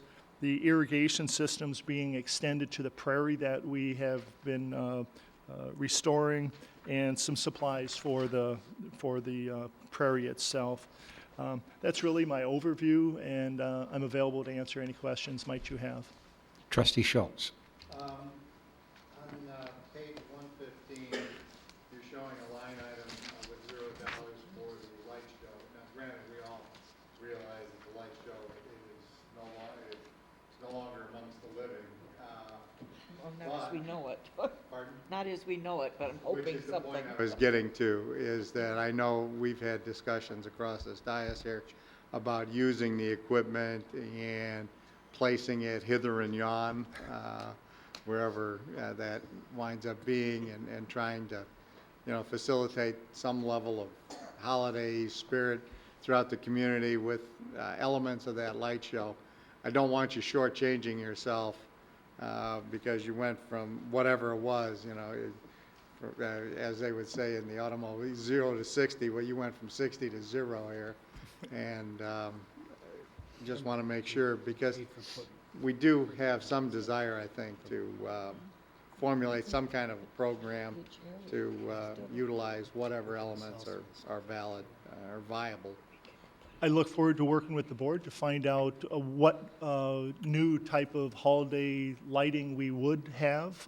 We know from the CIP program discussions that the board has asked us to look down the center of Route 60 in the medians, whether we can add electric there and maybe put, I anticipate, wrap the trees with light bulbs. Open for suggestions. Yes, if we do have something, we would need some overtime to install it. Yeah, I would like to see maybe, since we own all of those fixtures, maybe some of them around the Christmas tree at the golf course, so that when we have the big event there, the tree lighting, we've got some other things there that are going to be lit up. Especially, the Christmas time and doing parties when people come in, and it just would really make the clubhouse look really festive. And then also in front of Village Hall, I think, would be another great place, and a couple other public areas around town where we could utilize I think some they of the should put pieces. in every subdivision, in some way, I don't know how, but in some way, at least in the entries to it, like Jeannie said, right out here, New Century Town and the different areas up there, the original section of town, all over, just scatter them throughout. Look at a map or something and sit down and come up with some suggestions, and maybe we can come back on a committee and talk about it. Moving the golfer one down to the golf course is a great idea. Yeah, right. Because that guy never misses. I mean, Tough competition. yeah, I know. I've driven through there and Exactly. he never misses.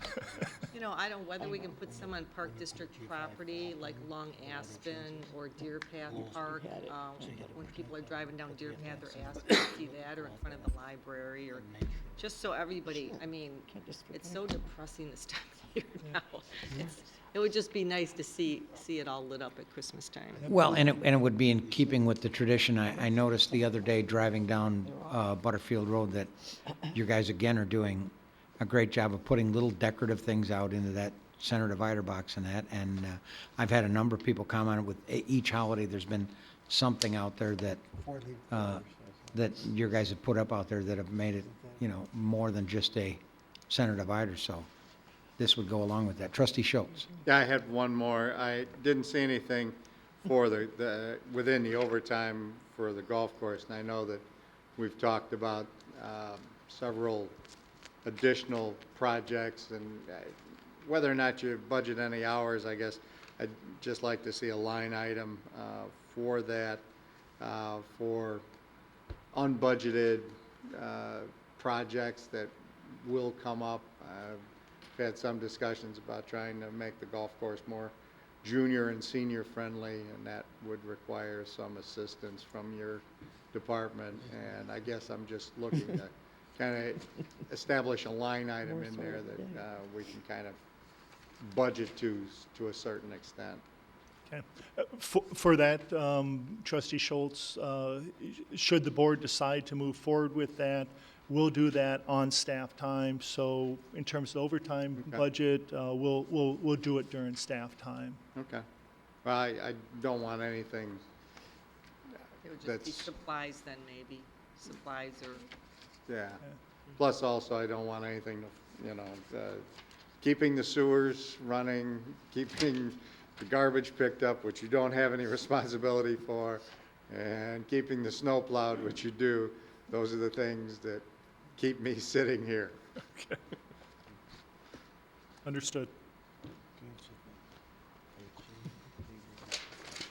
Okay, anything else on the Public Works budget? Motion to approve. Second. And the number is? 5 million. 5,228,010, yes. Okay. Roll call, please. Trustees Hebda, Aye. Cook, Aye. Markwart, Aye. Schultz, Aye. Schwartz, Aye. Williams. Aye. Motion carries. Thank you. Just as a sidebar regarding the light show, maybe what we can do for you, Dave, is come up with a list of suggestions and then sit down, because I know the other issue is putting them out there, but then turning them on and off. I don't see your guys running around this entire community doing that. So I'm just thinking through so I'd be happy to work with you a little bit on that too, so that we can try and come up with something that's reasonable too, because we could scatter them everywhere, but If they do scatter, They have that's to a be on thing. timers. somehow we gotta make Timers are sure that we coordinate that better. Timers are one thing, but one of the things too, GFI faults, if they're hit, the problem is with weather, Right, when they get wet, yeah. they shut off. Yeah. And you have to reset. Yeah, appreciate all the help that I can get. Yeah. Let me send to John some bullet points of, you know, Of some things basic that you- outline, right, and then that would with be that, helpful we'd in a love to have your transmittal, yeah, direction. Because we might as well, we can do that and work on it over the summer. So, okay, And maybe with your bullet points, an inventory list of what's still viable. yeah. Yes, as part of this, we've went through and we have a picture of each of them, and we've cataloged it in preparation of this. So we'll make sure to help with that. Thank you. All right, next item would be then the replacement fund budget. Okay. Total resources for the replacement fund budget is $1.1 million. It's a 6.73% increase over the prior year, which is made up of $278,000 of reimbursements from other funds and $863,000 in cash balance that we have on hand. The reason why the reimbursements line jumps up by 34% is because we did take a look at the replacement values that we have on the books right now and updated those to the current replacement values. So that shot that price up a little bit. In terms of expenditures, we're looking at $350,000 in new equipment purchases for the upcoming budget year, which would include the possibility of replacing a 2003 street sweeper, a 1999 truck, and a 2002 3/4-ton truck. Prior to purchasing a street sweeper, staff will be evaluating the possibility of outsourcing this service versus purchasing a new street sweeper. And that will come back to the board before we move forward. What's the breakdown now between how much of the street sweeping is outsourced versus in-house? 50/50? No, 75/25? it's substantially more in-house than outsourced, and Oh, is it? I'd have to look specifically. We spend $5,000 per week for street sweeping services. I believe we contract approximately 5 weeks. It may be a 6th week. I'd have to look at the math. We're out considerably more than that. We're probably out for about 10 weeks. One of the things that we're really dealing with is it's a very expensive piece of equipment. And in terms of contracting it out, it is something that I think we should consider, whether we should contract it out or not. If we do have accidents or if we have emergencies, previously there's been a need to be able to react to that.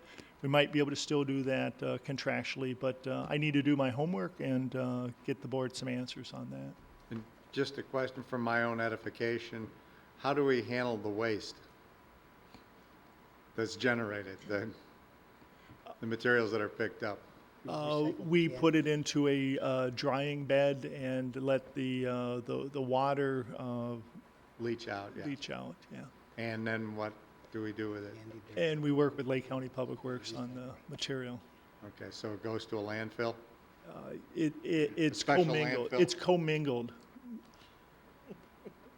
Is there going to be a requirement at some point in time, I think there will be.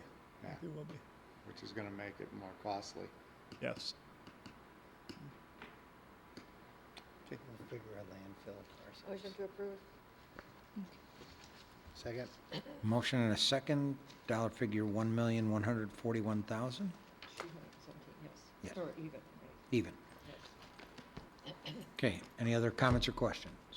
Hearing none, roll call, please. Trustees Hebda, Aye. Cook, Aye. Markwart, Aye. Schultz, Aye. Schwartz, Aye. Williams. Okay, motion carries. Item M, Resident Benefit Fund Budget. All right, this is my turn again. Total expenditures, this should, where it says total resources on page 145, it should say total expenditures. Total expenditures in this fund are $201,400 for 2015-2016. This is up by 25%. The grant portion of the expenditure, which is our service grants, bless you, will remain unchanged for right now. On page 146, it does show the delineation of how the grants were broken down in the current year, and we are looking in the process of determining the allocations for 15-16. The applications are coming in as we speak. So that portion of the budget is unchanged. The main portion that is increasing this budget is the VHAC site maintenance. The total budget's increasing about $40,000, and included in this increase is invasive tree removal of $10,000, tree planting of $3,750, laser leveling of infields 1, 5, and 6 for $3,750, and also the mowing and trimming contract was just rebid. That happened earlier, I think in February, and we are anticipating that cost of that service to go up due to the rebidding. Also, the herbicide line item was misbid due to a Scribner's error, and we anticipate this actual cost to increase about $8,000. Smaller landscape items of $14,000, and also top dressing of fields 7 through 12 for $10,000, and EAB tree purchases for $2,500. And then there's other miscellaneous smaller items. So if there are any questions about the detailed line items, I'm happy to answer those, or Dave can answer those for you as well. But the total budget for this portion would be $201,400. Trustee Schultz. I guess this question really goes to John because I'm old and my memory is failing. Uh-oh. The prevailing wage, has that been enacted? No, it has not been enacted. What are the, slim and none, right, with the new governor, he'll probably veto that. So we really don't even need to consider that. Right. Okay. Nikki, is there anything you want to add on that? Okay. Okay. So the bids should not be affected by anything that any laws that might go into place July 1st, because we highly doubt any laws going into effect July 1st. Right. Okay. Motion to approve. We have a motion, is there a second? That's for the $201,400. $201,400, right. Okay, roll call, please. Trustees Hebda, Aye. Cook, Aye. Markwart, Aye. Schultz, Aye. Schwartz, Aye. Williams. Aye. Motion carries. Next item is N, the community events budget. Thank you. The community events budget includes the following events this year: the Arbor Theater Concert Series, the Fishing Derby, Pageant, Summer Celebration Fireworks, July 4th Parade and Fireworks, and Oktoberfest. Forgive the optimism, part of the budget does include the light show. That is actually removed from the budget and is a net reduction of $45,500. The proposed budget for the community events budget for your approval is $101,240, which is a net reduction of $39,900. This is principally associated with an increase of $2,600 for the July 4th parade and fireworks. That's consisting of a $1,000 increase for Melrose Pyrotechnics, as well as a $1,300 increase to allow the creation of parade route signage that has come to our attention that needs to be repaired and replaced. The other modification is a $3,000 increase to the Oktoberfest budget. This is to reflect actual expenditures that have taken place over the past previous years and is simply bringing the budget in line with actual expenditures that we've experienced to date. And so, This is where the fluff was, Barb. Well, can I I ask? know, it's not there. Well, I was going to ask a question with regards to the conversation on the light show. Yeah. Would you want to leave this amount in here as kind of a placeholder for distributing light show things throughout the community? That gives Dave some idea for what to work from. I'd rather see it in Dave's budget. Well, I'm just saying it would Just stay here because- for right now. We could transfer it into, transfer it. we could transfer it once we have a better idea. Of what, yeah. I don't, If I can just jump in really quickly to clarify what Joe said, this is not in the budget, so if we were to, the Wait, amount so for the light budget show is was. 156, so it's, It's now 101,240. That's what you're looking for. The Correct. events fund is 101,240. You're correct, trustee Schultz. So the amount for the light show was included in the memo, but it's not in the actual budget. So if we were to add something for that line item, that would be an addition above and beyond. my suggestion would be not to add it, and we'll come back to you then. okay. Motion to approve 101,240. Second. And thank you for taking out the fluff for trustee Williams. I already looked through it. Where is it? Where is it? Motion a second. Any other comments or questions? Oh, I forgot to ask about the candy. Hearing none. Roll call, please. Trustees Hebda, Aye? Cook, Aye. Markort, Aye. Schultz, Aye. Schwartz, Aye. Williams. Aye.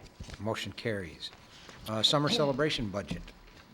Summer celebration budget represents a total budget of $167,850,000, which represents a $9,250 increase, or approximately 5.83% over the original budget from last year. The increases are basically reflective of current or expenses that have occurred in the past. Primarily, they rely on volunteers to staff certain things such as booths, the explorers and the like, and what they do is they make a donation to these groups as a part of the fundraising efforts. This has gone on in the past, but it's never been a line item, and what I asked them to do was put it in as a line item. It also includes a new line item, which is a $5,000 placeholder for the car show. I will tell you that the committee is working very hard to get donations to make that cost zero. And it appears that may in fact be the case, or be quite small. So that $5,000 is budgeted in there in case we didn't receive any funding for that show whatsoever. So those are really, between the donations to the explorers and the service clubs, the car show placeholder, and an increase in advertising, those are the three increases in the summer celebration budget. Do we show the revenue anywhere in the budget? Yes. Nikki, you want to? Yeah. We do. It's on page 155 on the cover page, but it's also the bottom line. Also included on 157. Right, so are we looking for a net then of 13,000 plus or minus, or? Yes. Correct. Okay. Yep. You've got it. So that number then is 13,300, motion to approve. Oh, but we don't net it out. We budget Okay. we project revenues and budget expenditures. All right, but we do project that revenue within our revenue stream. I just didn't catch that in the overall revenue stream. Yes, it is in the front. It is, Right. okay. Okay, then you're looking for a motion for 167,850? So made. Is there a second? In a second. Second. We have motion a second. Trustee Hebda? The $4,000 for the coasters, Right. how did those get distributed, and were those really that effective? Actually, they are very effective, and what they do is that they take boxes and distribute them to various bars and Okay. places, and they get put out on the tables, and they're two-sided. Right, I know I've got one. I was just So- wondering where they were put or, Yeah, and what they're hoping to do is get them out by Memorial Day okay. and distribute them throughout the area, not only in the town, but Okay. outside town, so. We'll definitely get you a box. There's no chance of moving summer celebration We do. We because absolutely it do. conflicts with the Buffalo, Wyoming Longmire Festival this year. And as a diehard fan of Longmire, You're gonna go to I Long. might go this year to the Longmire Festival. I was very upset when that was Did canceled. we get any emails on, yeah, no, we didn't, okay. It's back on Netflix. I know, I gotta get that. Okay, Season's um, available on DVD. we have a motion and a second at 167,850. Any other comments or questions? Okay, hearing none, roll call, please. Trustees Hebda, Aye. Cook, Aye, Markort, Aye. Schultz, Aye. Schwartz, Aye. Williams. Aye. motion carries. A general purpose budget. How far are we going? Yeah, how, We only got 4 or 5 We more. don't have Yeah. to, Unless we have these are closed little ones, session. we can do them. Yeah, Yeah. but these are all the pretty I- quick Closed little ones at session. the end. We only have 4 or 5 more. short? Okay. I pinky swear I'll make it short. Okay. Total expenditures for the general purpose budget are $603,161. This is down 31% from last year's budget. This is down by $271,000. The line item for $33,000 for fringe benefits covers the health care costs of employees on pensions per legal stipulations or ordinance. The debt service budget is down by $357,000, as we discussed earlier, because of the planned early redemption of a portion of the 2005 bonds. The contingency in this budget is $80,000, and yes, that does say a 3,876% increase over the prior year. The original contingency budget for 2014-15 was at $300,000. That included an allotment for salary increases for employees not covered by bargaining agreements, and that was subsequently lowered down to $2,000. Finally, the $125,000 in transfers represents the village's required 10% match of TIF revenues, and that's required by state law. This represents a 4.92% decrease from last year's budget level. Motion to approve? Second. At 603,161. Yeah, 603, 161, correct. Have a motion and a second. Any comments or questions? Hearing none, roll call, please. Trustees Hebda, Aye. Cook, Aye, Markort, Aye. Schultz, Aye. Schwartz, Aye. Williams. Aye. motion carries. Administration budget.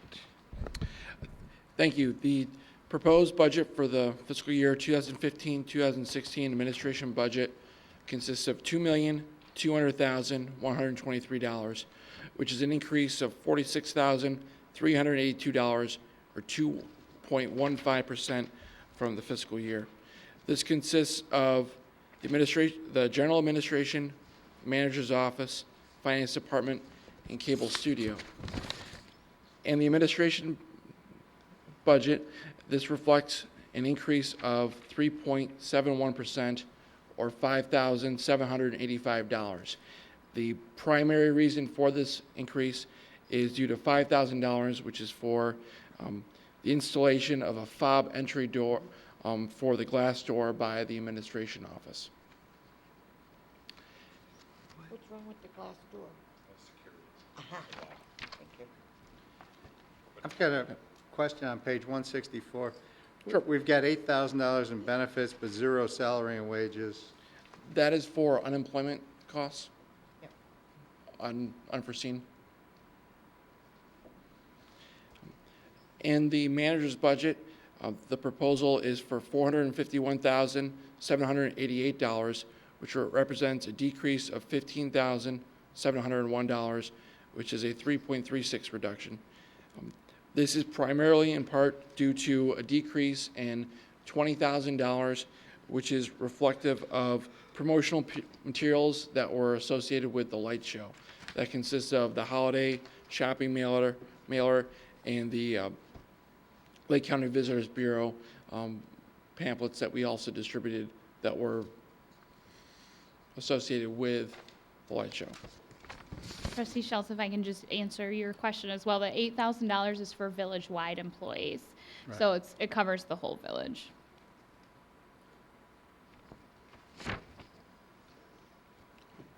And then for finance, Okay. The finance budget for 2015-2016 is $1,431,953. This represents a 3.28% increase over last year's budget. Major changes in this budget include in full-time and part-time salaries, there is a cost of living assumption, cost of living increase. And also for the part-time salaries, there is an increase in the number of hours, and this is based on the number of hours we've experienced this year. So we're kind of trying to make that more true to life. In the IT budget, this budget is $14,000 higher than in 2014.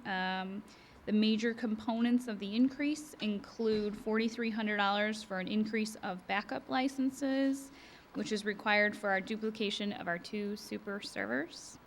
Second, a $3,300 increase for Trend Micro antivirus support. Originally, when we signed this contract, we had the first several years free, so this is the first year that we're paying for it. Third, a $6,000 increase for internet access through ABN. That was under budgeted last year. And the remaining increase is related to annual escalators in software support. From a property and liability insurance standpoint, this line item is $29,000 higher than the previous year. This is a 7.5% increase, which has been fairly normal in recent years. That's the trend that we've seen. Workforce size, assets, activities, and experience all contribute to the increase in this cost, and this is especially true when you're looking at adding staff. From an IT technology equipment standpoint, this is $18,000 less than last year. Last year was a big capital year in this account. We had a $20,000 storage area network budgeted in the previous year. This year's budget includes a large inkjet printer, computer replacements, and $2,000 for the addition of Munis forms. This will be tacked on to the Munis permitting and licensing module, and this will allow the finance department to print payroll items without having to print or to purchase pre-printed forms like check stock and POs and things like, well, not POs, but payroll-related items. And we do anticipate that this purchase will reduce our printing costs in the future. the cable studio budget is proposed at $154,632, which is a 7.5% increase, or $10,851 over the previous year. The primary reason for this is due to an increase in equipment costs of $5,000. This is for the potential repair or replacement of the existing equipment, which is at this point 13 years old, and some of these items do cost between $2,000 and $7,000 a piece, and so this is to kind of help make sure that we have funds available in the event that something does occur, and that we have funds available. As a whole, these items encompass, and what we're looking for approval from is $2,200,123 for the administration budget. Okay. Trustee Schultz. First question's for Larry. The AVN connection, the internet, we're happy with that now. We've got all our redundancies in place and everything seems to be stable. I haven't heard of anything go down in the last year or so. I think things are pretty stable right now.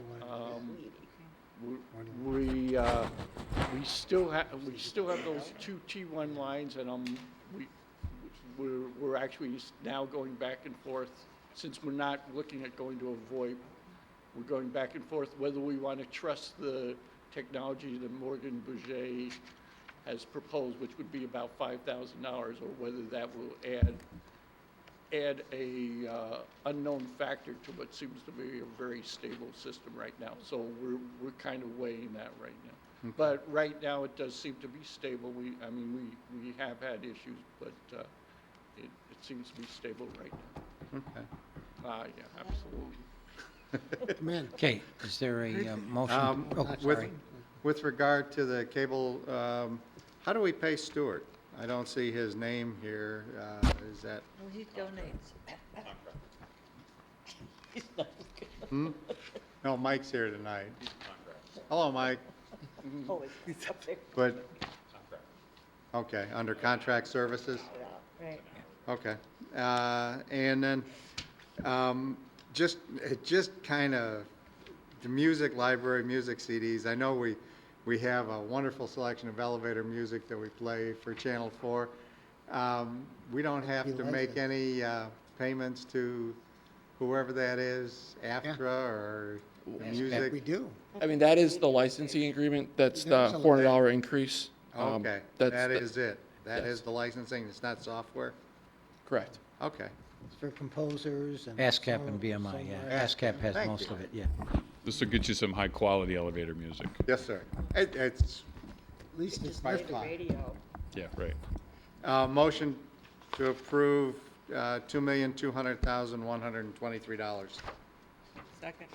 We have a motion, a second. Any other questions? Hearing none, roll call, please. Trustees Hebda, Aye. Cook, Aye. Marport, Aye. Schultz, Aye. Schwartz, Aye. Williams. Okay, motion carries. Committee's budget. Thank you. The proposed 2015-2016 committees and commissions budget is $30,875, which represents an increase of $500 or 1.65% over the previous year. That is reflective for the Senior Citizens Committee, which is related to the purchase of pies from Baker Square for the Oktoberfest parade. Or Oktoberfest, no parade. It's not a parade. Aye. And we've stayed within budget with regard to luncheons and things of that nature? Yes. Okay. Okay, is there a motion to approve this Hey, one? where's the? Motion to approve. At Second. I'm sorry, $30,875. at $30,875. Motion, a second. Second. Questions?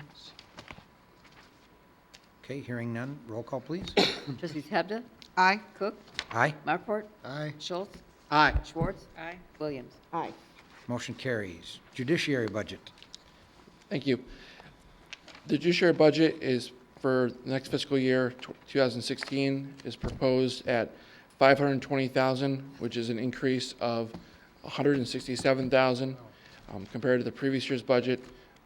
This is due to the ongoing litigation and reflects projected expenditures for the forthcoming year.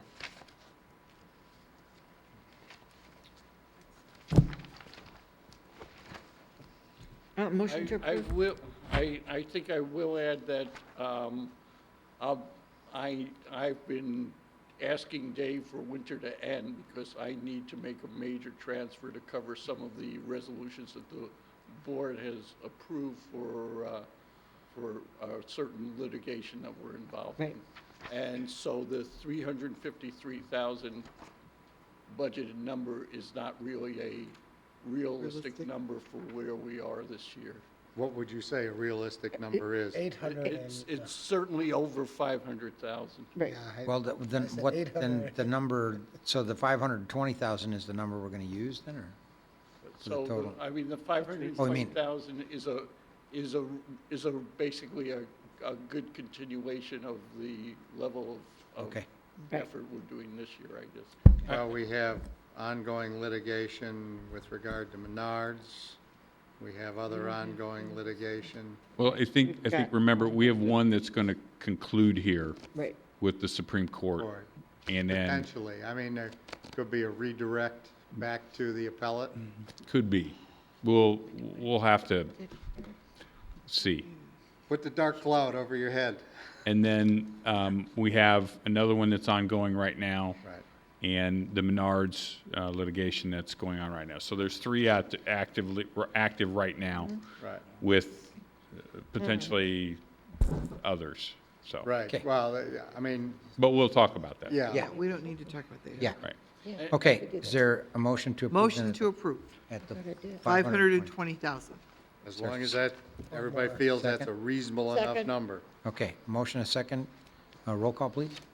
Trustees Hebda, Aye. Cook, Aye. Markort, Aye. Schultz, Aye. Schwartz, Aye. Williams. Aye. Motion carries. President and trustees budget. Thank you. The proposed budget for the President and Board of Trustees budget for the next fiscal year, 2015, 2016, is $78,887, which is an increase of $3,719 or 4.95%.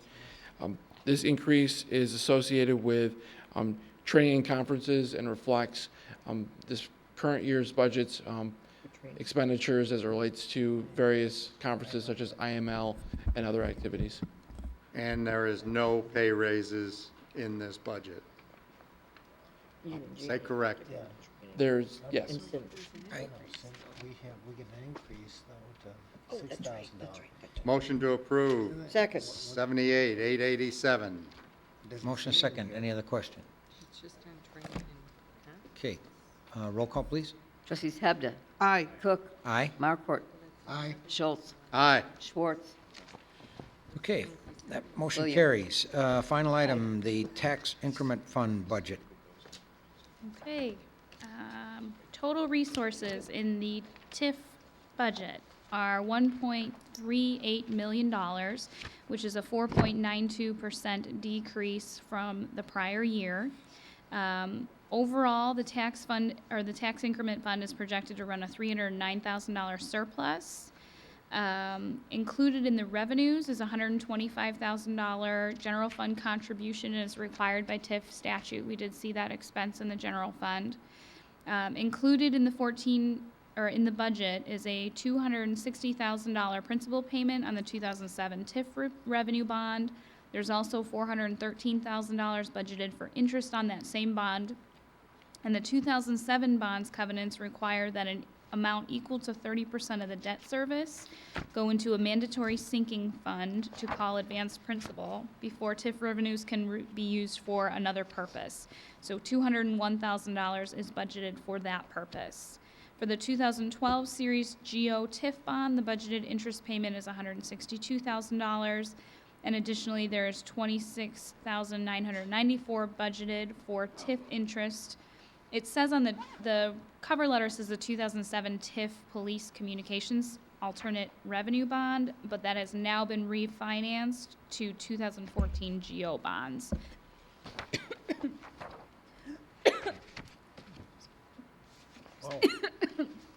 Was it that bad? Was it hard to get that out? Boy, you did pretty good. Made it all the way to the end without coffee.